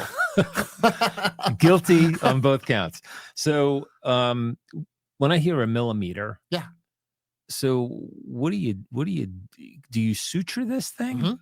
You suture it. Yes. How? So we have these microsurgical instruments. Yeah. And we have the sutures that are smaller than the size of a human hair. And then we have this microscope, which we use to zoom in on this. And I'm looking through the microscope, and I'm using my hands to sew these blood vessels together. And is this aided by robotics or? So there's been some work to start doing some of this stuff robotically, and there's certain situations where that's definitely the case. Like for instance, Dr. Eric Jenden, who's the chairman of ENT at Mount Sinai, he's been one of the huge pioneers in robotic assisted microsurgery in the throat, where you just can't get your hands in there. You can't get your eyes in there. So the robot allows you to be able to see these blood vessels and be able to, these millimeter or 2 millimeter blood vessels, and sew them together in a place where you would never otherwise be able to get your hands. Remarkable. So in those situations, there's robot assistance. How many sutures would be required in a 1 millimeter connection? I would say for a 1 millimeter artery, you're probably looking at 6, maybe, anywhere from 4 to 8 sutures. Okay. And that does the job. That closes it off and does it really, really well. Really? Yeah. And you even go smaller than that. Well, so anything smaller than 1 millimeter is considered what's called super microsurgery. So there's a different set of techniques you use for that, and you have to go and do additional fellowship training in order to learn those techniques. They have any adhesives or like crazy glue for this shit? They do. There are, and there are also what are called vessel connectors that some people use. Yeah. In order to try to make this easier. Sometimes they work, sometimes they don't. The most tried and true is old-fashioned suturing. Old-fashioned sutures. Wow. Yep. All right. I took you off your flow. Sorry. Yeah, that's all right. So Total Pain Solutions and what you're doing. So what we do, I became a peripheral nerve surgeon because when you're doing this microsurgery, it turns out a lot of these nerves run right next to a lot of these small blood vessels, right? Sensory nerves is what we're talking about. Nerves that are responsible for telling your brain, oh, I feel hot, I feel cold, I feel itchy, I feel pressure, I feel pain, whatever. Okay. It's information going to the brain. Yep. Right. As opposed to information coming out of the brain and going to my forearm so that I can wiggle my finger. Okay. That's a motor nerve. So anyway, these sensory nerves typically run alongside these small vessels. So we were very accustomed to moving the nerve out of the way so that you don't injure it. Well, it's a small step from identifying the nerve and preserving the nerve to repairing the nerve using techniques similar to repairing the blood vessels, right? So hand surgeons do a lot of that. When they're, when somebody cuts off part of their hand, you got to put the fingers back on, you got to put the hand back together, you got to sew the blood vessels together. Well, you also have to sew the nerves back together. So a lot of people aren't aware. hand surgery was actually originally a subspecialty of plastic surgery because of all the microscopic surgery that needed to be done in order to put hands back together, right? A lot of people think of hand surgeons and they think of, orthopedic surgeons, but a lot, hand surgery was started by plastic surgeons. Well, peripheral nerve surgery is an offshoot of hand surgery. So instead of focusing on the bones and the tendons and the blood vessels and the nerves, you just focus on the nerves, right? And then you take those same principles and you apply them to all the nerves everywhere in the body. Okay. So my training was mainly on nerve repair, but we did do some nerve decompression. So, carpal tunnel surgery is an example of that, right? You got this nerve that's running through your hand. It's responsible for sensation in your thumb, index finger, your middle finger, and it's being squeezed by stuff inside the carpal tunnel. So what do you do for that nerve? You make room for it. And then it starts working again, right? Same thing with cubital tunnel surgery, or tarsal tunnel surgery in the foot, or thoracic outlet syndrome. So those are techniques which are widely known and widely used. So to say that nobody knows anything about peripheral nerve surgery is a little bit of an exaggeration, but applying those same principles to the entire body, that's a step which most physicians don't think about. They've not been exposed to the idea that you can do that these same principles can apply to other nerves in the body. So in reality, what I do is actually pretty simple. I know that sounds crazy, okay? But it really is very simple. It does sound crazy. There are only two kinds of operations I do anymore. Okay, I do decompression surgery, which is what I just described, right? Carpal tunnel surgery is decompression surgery. There's something compressing the nerve, and we make more room for the nerve. We decompress it so that the nerve can work again, right? We do a lot of that. That's if there's a problem outside the nerve, what I like to call an extrinsic nerve problem, something outside the nerve that's squeezing on it. So we remove that problem and the nerve gets better.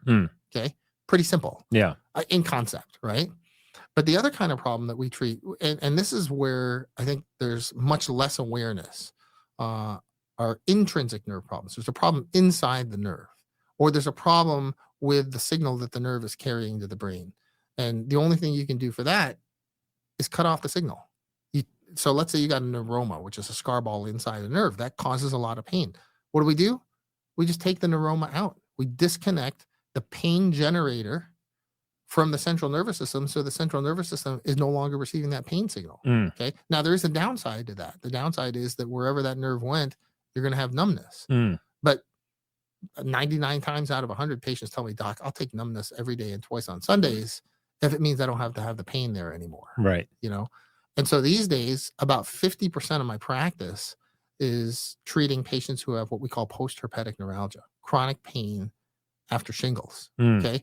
So what does that mean? So according to the CDC, each year in the United States, there are about 1 million new cases of shingles. Okay, 1 million. That's 1 out of every 350 people in the United States each year will end up with shingles. Okay. Of those people, as much as 20% of them, 1 out of every 5 of those people will end up with chronic pain as a result of the shingles, what we call post-herpetic neuralgia.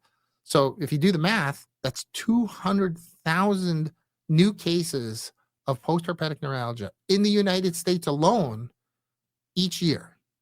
Okay. Now, do you know how many comprehensive peripheral nerve surgeons like myself there are in the world that do surgery to treat that particular diagnosis? I would hope a couple of thousand. You would hope so. There's a total of 6 of us that I'm aware of. 6. Okay. And you're not talking about, short term. You're talking about long-term cure, but chronic pain. Yes. That won't go away without intervention. Correct. Okay. That's correct. Okay. So when somebody gets shingles, what we tell patients is that, most patients, their pain's gone within 3 months, usually a lot sooner than that.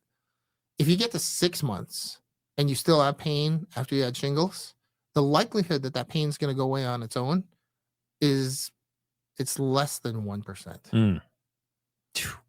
Less than 1%. Yeah. And so not great odds. Here's something that I've been learning from my post-herpetic neuralgia patients. Apparently there's a bunch of online forums where they get together and try to help each other and connect each other with different resources, which is how a lot of my patients find me. And apparently on these forums, the patients refer to it as the suicide disease because so many patients lose hope about, the prospect of ever getting better, of ever living without pain, that they just commit suicide. Wow. And so, thankfully, I didn't know that until more recently. Yeah. Because, let's just add a little more pressure to what I'm doing, right? You could take it. Yeah. Tried and true. Yeah. I'd never heard of that. Yeah. So it didn't occur to me, or maybe I don't know anyone that has had shingles with long-term pain, but for suicide to be an issue, this has to be like debilitating, like bone-crushing pain, like, oh my God, like I don't know if I could do another day of this. For sure. Wow. For sure. And you can get it almost anywhere in the body. The most common place I see it is on the face. Oh, really? And I don't know why. I don't know if it's actually more common on the face or if those patients come find me because I also happen to be a head and neck surgeon. Sure. So that's anatomy I'm really familiar with. Right. It's probably the part of the body that I'm most familiar with. Right. Yeah. And so I don't know if those patients come find me because they know, oh, he's a face specialist and a nerve specialist and a pain specialist all rolled into one. Right.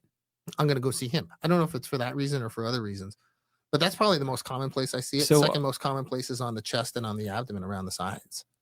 I thought it was the back. And the back. And the back. Yeah. All right. So those are probably the two most common places. We've seen it in the arm and the shoulder. That's a really tough area to treat because the anatomy there is really variable.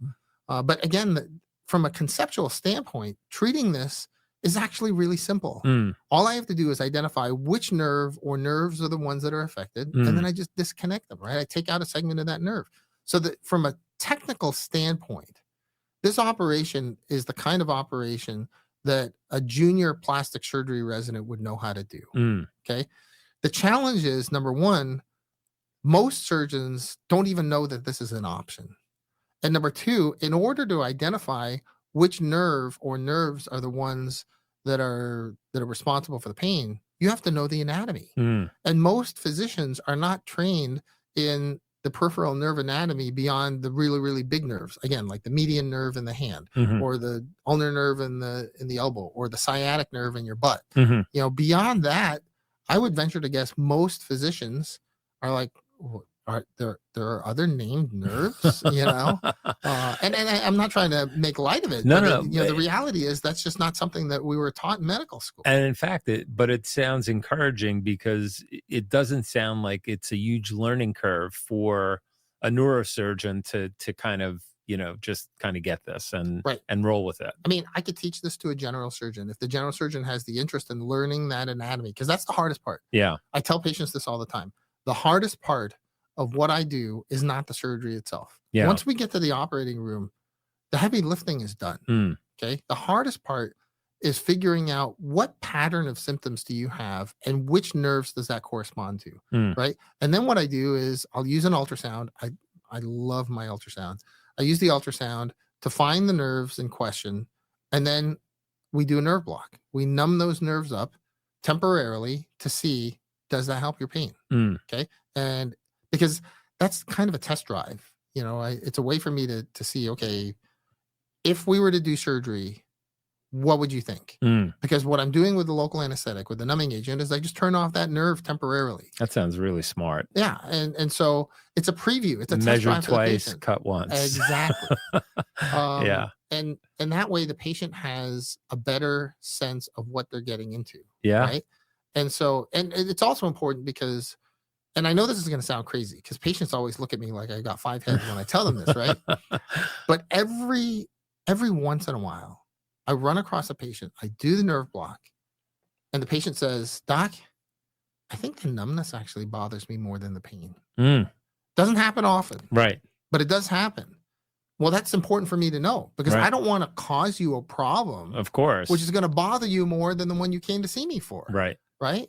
And of course, patients look at me like, "Doc, I would do anything to get rid of this pain." And it's again, dopey question because I already know the answer, but there's no way to do both, to achieve both. No pain, no numbness. Not for post-herpetic neuralgia. Nobody's figured out how to do that yet. Okay. Now maybe someday we'll figure out some kind of, genetic engineering. Build the bridge. Right. Exactly. Exactly. That'll do that, but nobody's figured it out yet. Okay.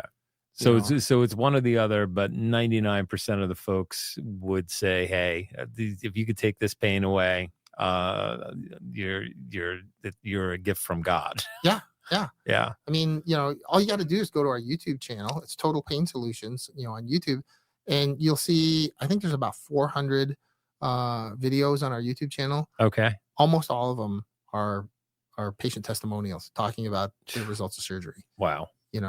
I mean, can I help everybody? No. Right. Okay. That Right. would be dishonest for me to say that. Of right? course. And I'm really upfront with patients about that. I'm like, there's a good chance I can help you if I can identify the nerve and if you like the results of the nerve block. And Okay. you could also help more people if you can duplicate, if you can Yes, train others to do what you know for sure. and what you're doing, For sure. so that they can help others. And Yeah. it sounds like there's a real need. And that's one of my 2 long-term goals. But Okay, let professionally. me cut you off and then come back to that. Yeah. So get the shingles vaccine, don't get the shingles vaccine, or either way, you may run into this. So how about this as the start of an answer? Sure. I got the vaccine. Okay. Okay. Okay. What's that tell you? Okay. Okay. Yeah. So You know? so you're a believer in. For sure. So yeah. in the case of that particular vaccine, according to the data, it reduces the risk of developing shingles by 93%. Okay. In other words, if you have 100 people who would have gotten shingles Mm. and you give those 100 people the vaccine, 93 of them won't get shingles. Mm. The other 7 will, but it's probably going to be less severe, which also means it's probably less likely to turn into postherpetic neuralgia. Interesting. Okay. That's based on our conversation today. That's enough for me. I haven't gotten the shingles vaccine, but I will now. Yeah. Every person that asks me, I tell them, Yeah. I got it. I recommend it. I mean, Yeah. I understand their reasons. It's a and I personal think- decision. Exactly. And there are plenty of folks that might be like, "Hey, I'm not putting anything foreign into my body," and that's fine. And I get You that. do you. I get that. Yeah. But if somebody's going to ask me my advice, they're asking me my opinion. Well, that's my opinion. Yeah. You Yeah. know, No, and that's fair. take it for what it's worth. That's but those numbers sound compelling. Yeah. Right. If it's 93%, that you can avoid shingles. If you have the vaccine, there's a 93% chance that you won't get it, or if you do get it, It's gonna be milder. it's gonna be much milder. Yeah. That's a I think that makes a pretty compelling case for I it. think so. For sure. When people ask me, it's usually patients that ask me, like I said, I recommend it. And if they say, nah, I'm not going to get it. And then I tell them what Michael Bloomberg told me once. So I met him just by accident once at a restaurant in Manhattan. Okay. I went up, he was mayor at the time. Yeah. And I said, I'm going to go say hi to him. And everybody's like, dude, you're crazy. I'm like, what? Right. He's the mayor. I'm a taxpayer. He works for me. Right. I'm going to go up and say hi. Good for you. And so I did. And so as I come up to the table, like these, I don't know if they were Secret Service or whatever kind of bodyguard security, they stand up, they're coming, and he puts his hand up. He goes, and I said, Mr. Bloomberg, I introduced myself. I said, I just want to say thank you. And he said, really? For what? I said, I just want to thank you for doing what you believe in. Yeah. Okay. I said, I don't always agree with what you do, but I like the fact that you're not wishy-washy. Right. Right. And he said, you don't always agree with me? I said, no. He goes, well, you're entitled to be wrong. Good answer. So I've remembered that, and I quote him all the time. I'm like, well, you're entitled to be wrong. For the record, I think he was a great mayor. God, what I wouldn't do to have him back now. And I agree with that. He's like him or not, he wasn't wishy-washy. No. He had a plan, and he really ran the city like he runs his business with purpose and a mission. Yeah. So again, not blue or red, but when you say Bloomberg, Donald Trump, whether you love him or hate him, is probably the greatest shit talker in history. And so there was a time when Bloomberg was running for president. Yep. And I don't know if Elizabeth Warren was running for president or what the story was, but they were in a race. And he put out a tweet on Twitter back then Sure. that basically referred to Michael Bloomberg and Elizabeth Warren as Mini-Me and Pocahontas.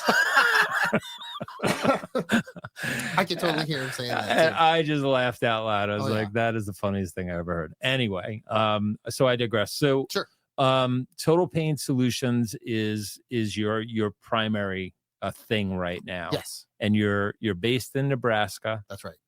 And you're mission driven, mission oriented. Yes. And you're all about helping folks. Yes. And this is from all walks of life. It's certainly, I know there's a special place in your heart for your brothers and sisters in the military.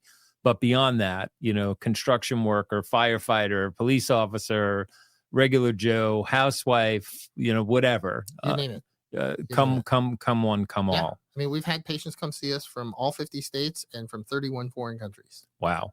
And so, and primarily, what percentage is shingles related? About 50%. About 50%. And again, that's organic. It's not like I went looking for that. Yeah, These are the patients that come find us. Yeah. What other types of things, like for someone out there that might be listening to this in pain and thinking there is no hope? Sure.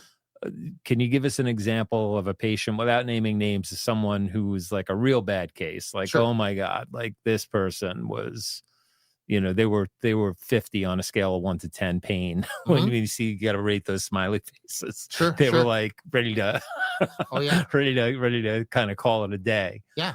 So it doesn't happen very often, but I have patients who come in, they have multiple problems at the same time. And so we have to kind of take a stepwise approach and say, okay, what's the worst problem? What's the second worst, and so forth and so on. And we just kind of chip away at it, take them down one at a time.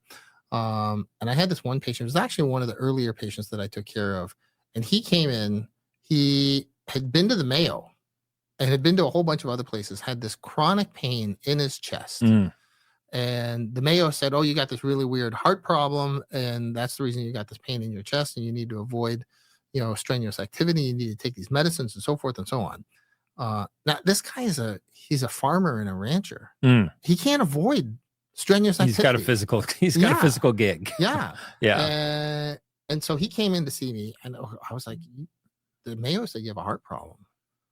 Well, what am I going to do? I'm not a heart doctor, you know? I mean, what do I know about the heart? It's behind your sternum. That's about all I know. Yeah. Okay. I know I'm not supposed to touch it. That's what I know. Self-deprecation will get you nowhere. Go ahead. So he starts telling me his story. He goes, Doc, I've heard that you can help people. Can you help me figure out what's going on? So I start listening to his story, and I was like, I'm not convinced that your heart problem is the cause of your pain. I don't doubt that you have a heart problem. But based on your description, I don't think that that's the cause of your pain. And there's a way for us to check.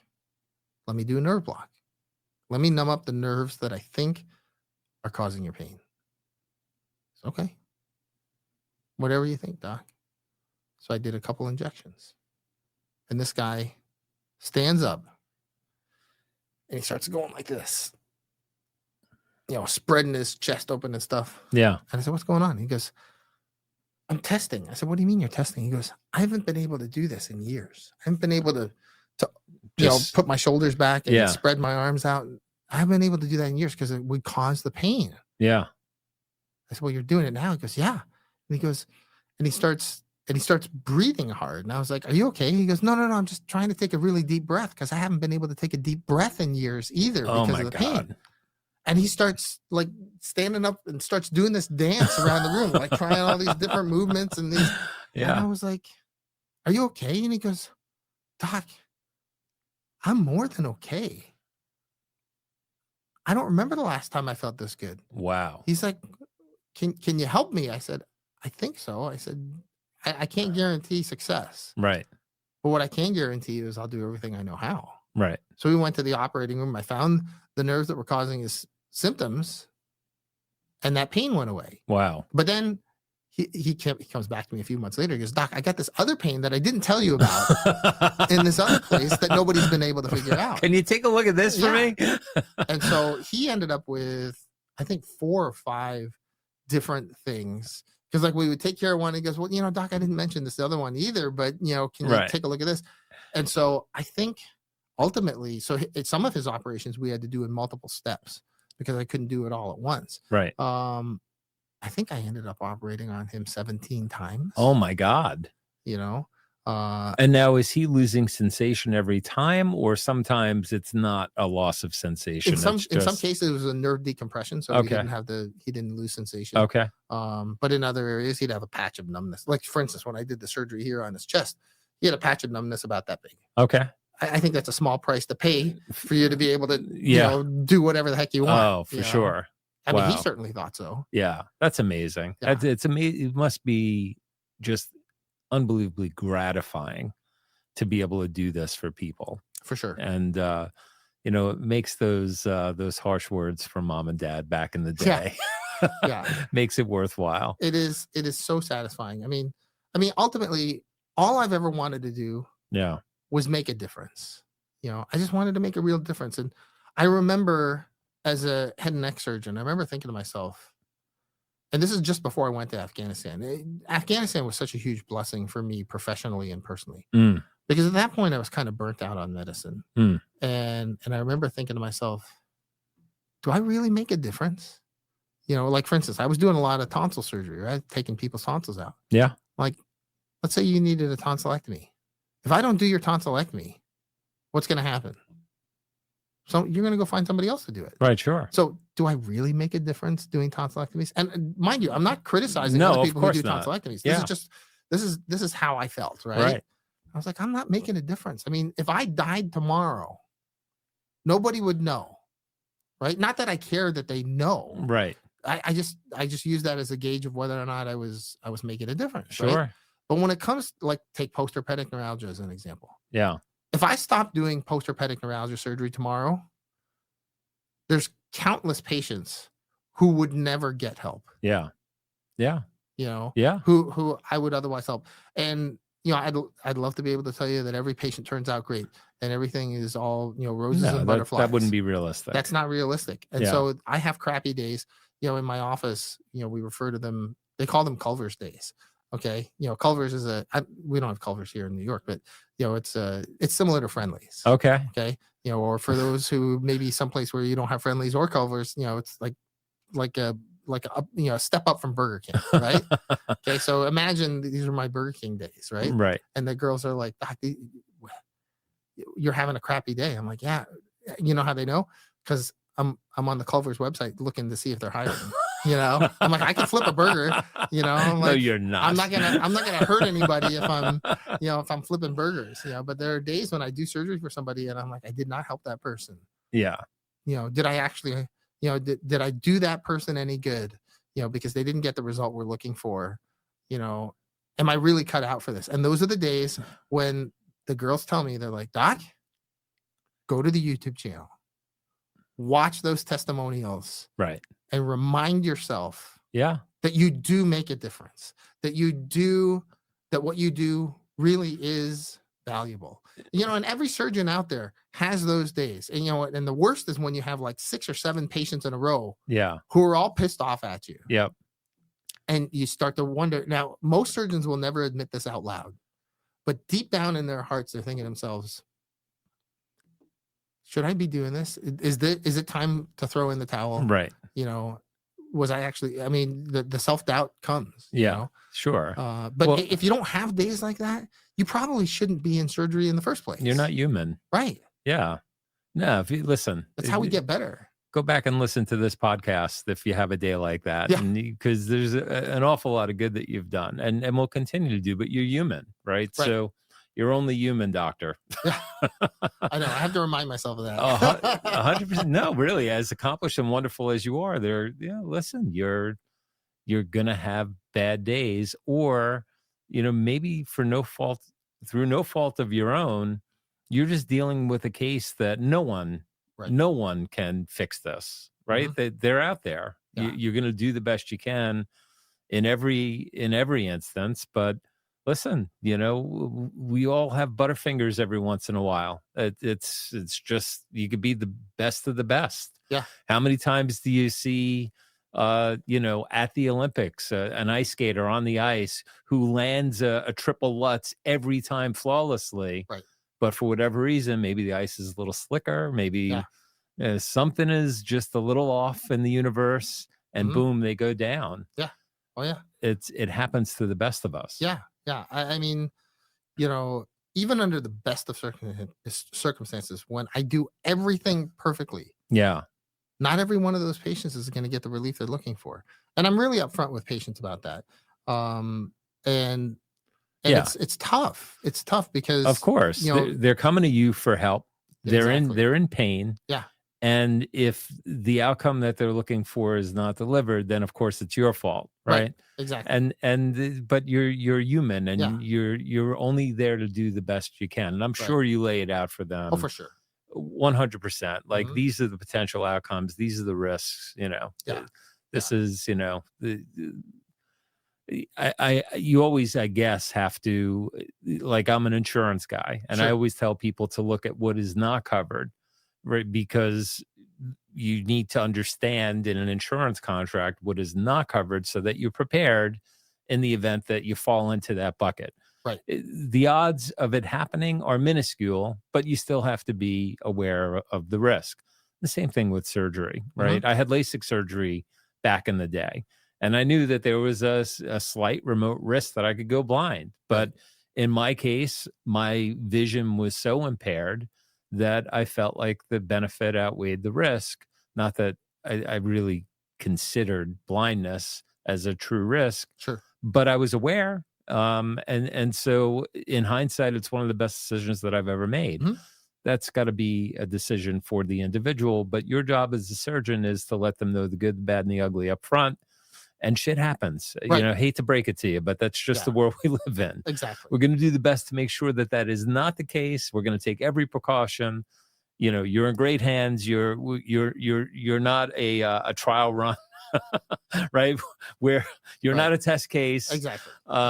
And so that's, I think, the best you can hope for. Yeah. One thing that I want to touch on is, when I saw you first, you were actually giving a talk at the Free Market Medical Association. And I think you were primarily talking to other physicians about starting a practice, because while you have wonderful medical training as a physician, you don't necessarily have business training. Right. So for docs that are out there that are looking to maybe, like, hey, I'm tired of the system, or maybe I didn't know that the hospital is charging 20x, 50x, 100x what this patient can get down the street, or a plane ride away.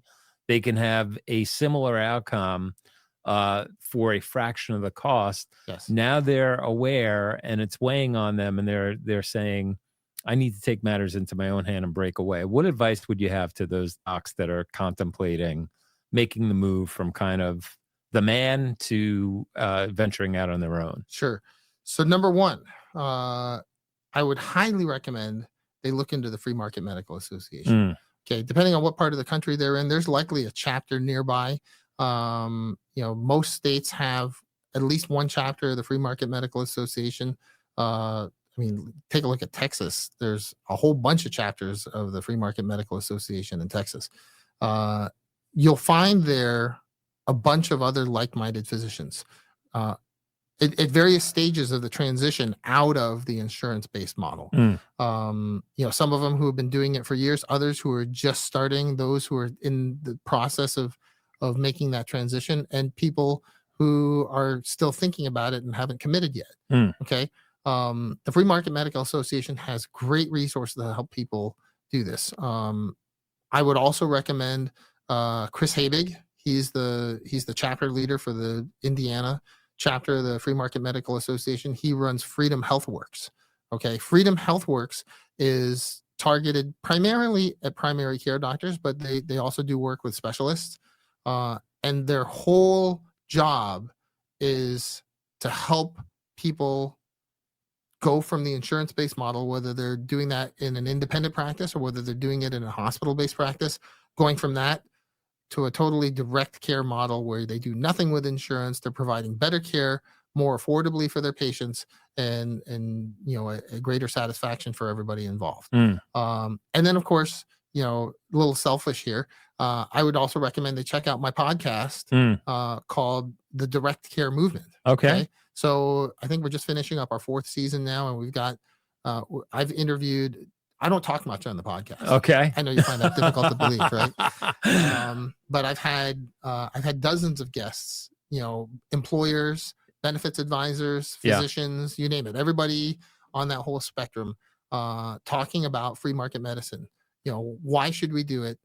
And how do you do it? What are the pitfalls? Because as much as I'd love to be able to tell you, oh, it's easy, sure, and it's great, it is hard. Yeah. Okay. It's hard. It's not all rainbows and unicorns. It is definitely not. It is definitely not. But there's no question in my mind it's worth it. Yeah. Yeah, for sure. So I think that's important, for physicians that are out there that, just aren't feeling the love. They're putting in all the work, all the effort, they're toiling, and they're in their brain, there's a little voice talking to them saying, there might be a better way. Right. There is a better way. Right. And so you just have to kind of take that leap, take that first step, and you don't have to do it alone. There are folks like you that are a support system, Free Market Medical Association. There is structure out there for them to kind of go and seek if they're interested. For sure. That will help them kind of navigate the road and the path. For sure. And there's one thing I would add to that. So I think the main reason that a lot of physicians don't make this transition is because of fear. They're scared that they're going to fail, right? Yeah. This is what I say to those physicians when I have these conversations with them. I'm like, look, you faced tougher odds getting to where you are today. Okay.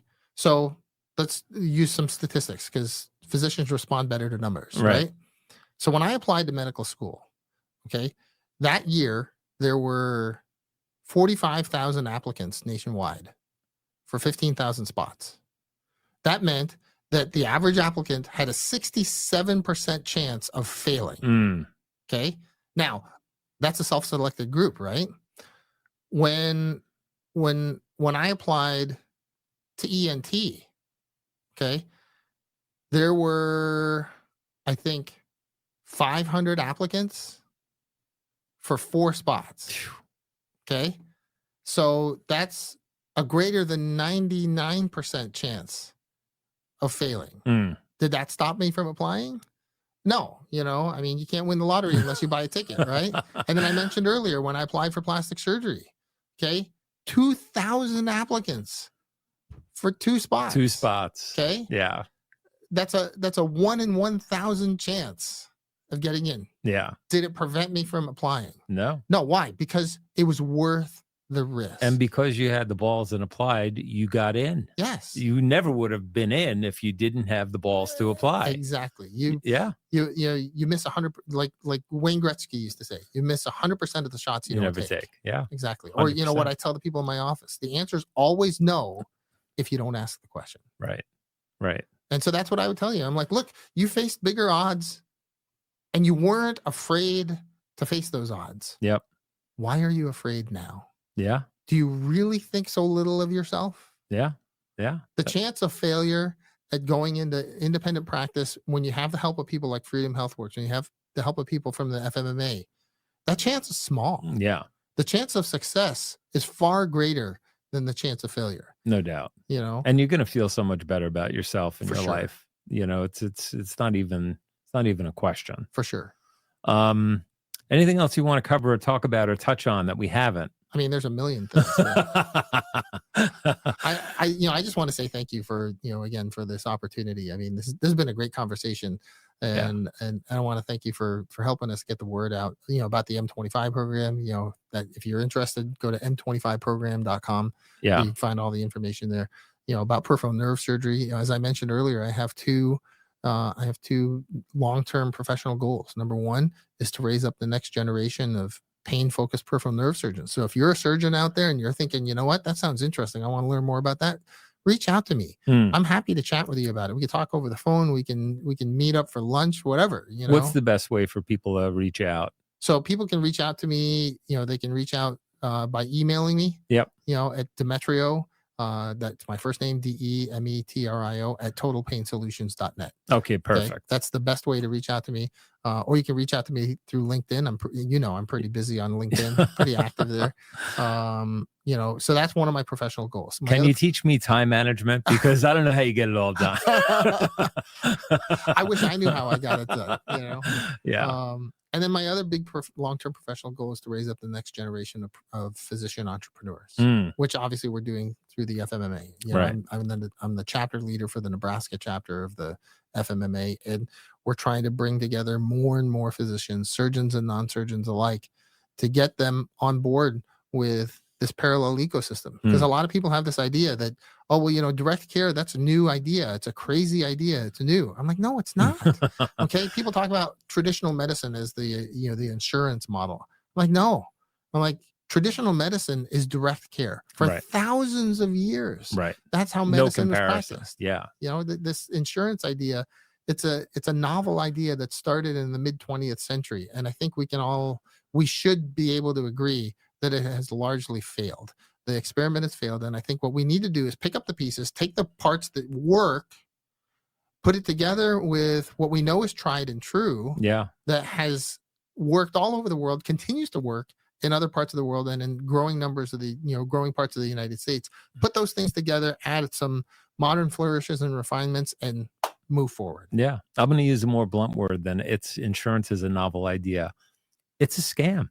It is. You're absolutely right. Unfortunately, it is. And listen, I'm a licensed insurance professional, but where it is a scam. It's really gotten to a point where it's a $5 trillion ecosystem. Yep. $5 trillion. Yeah.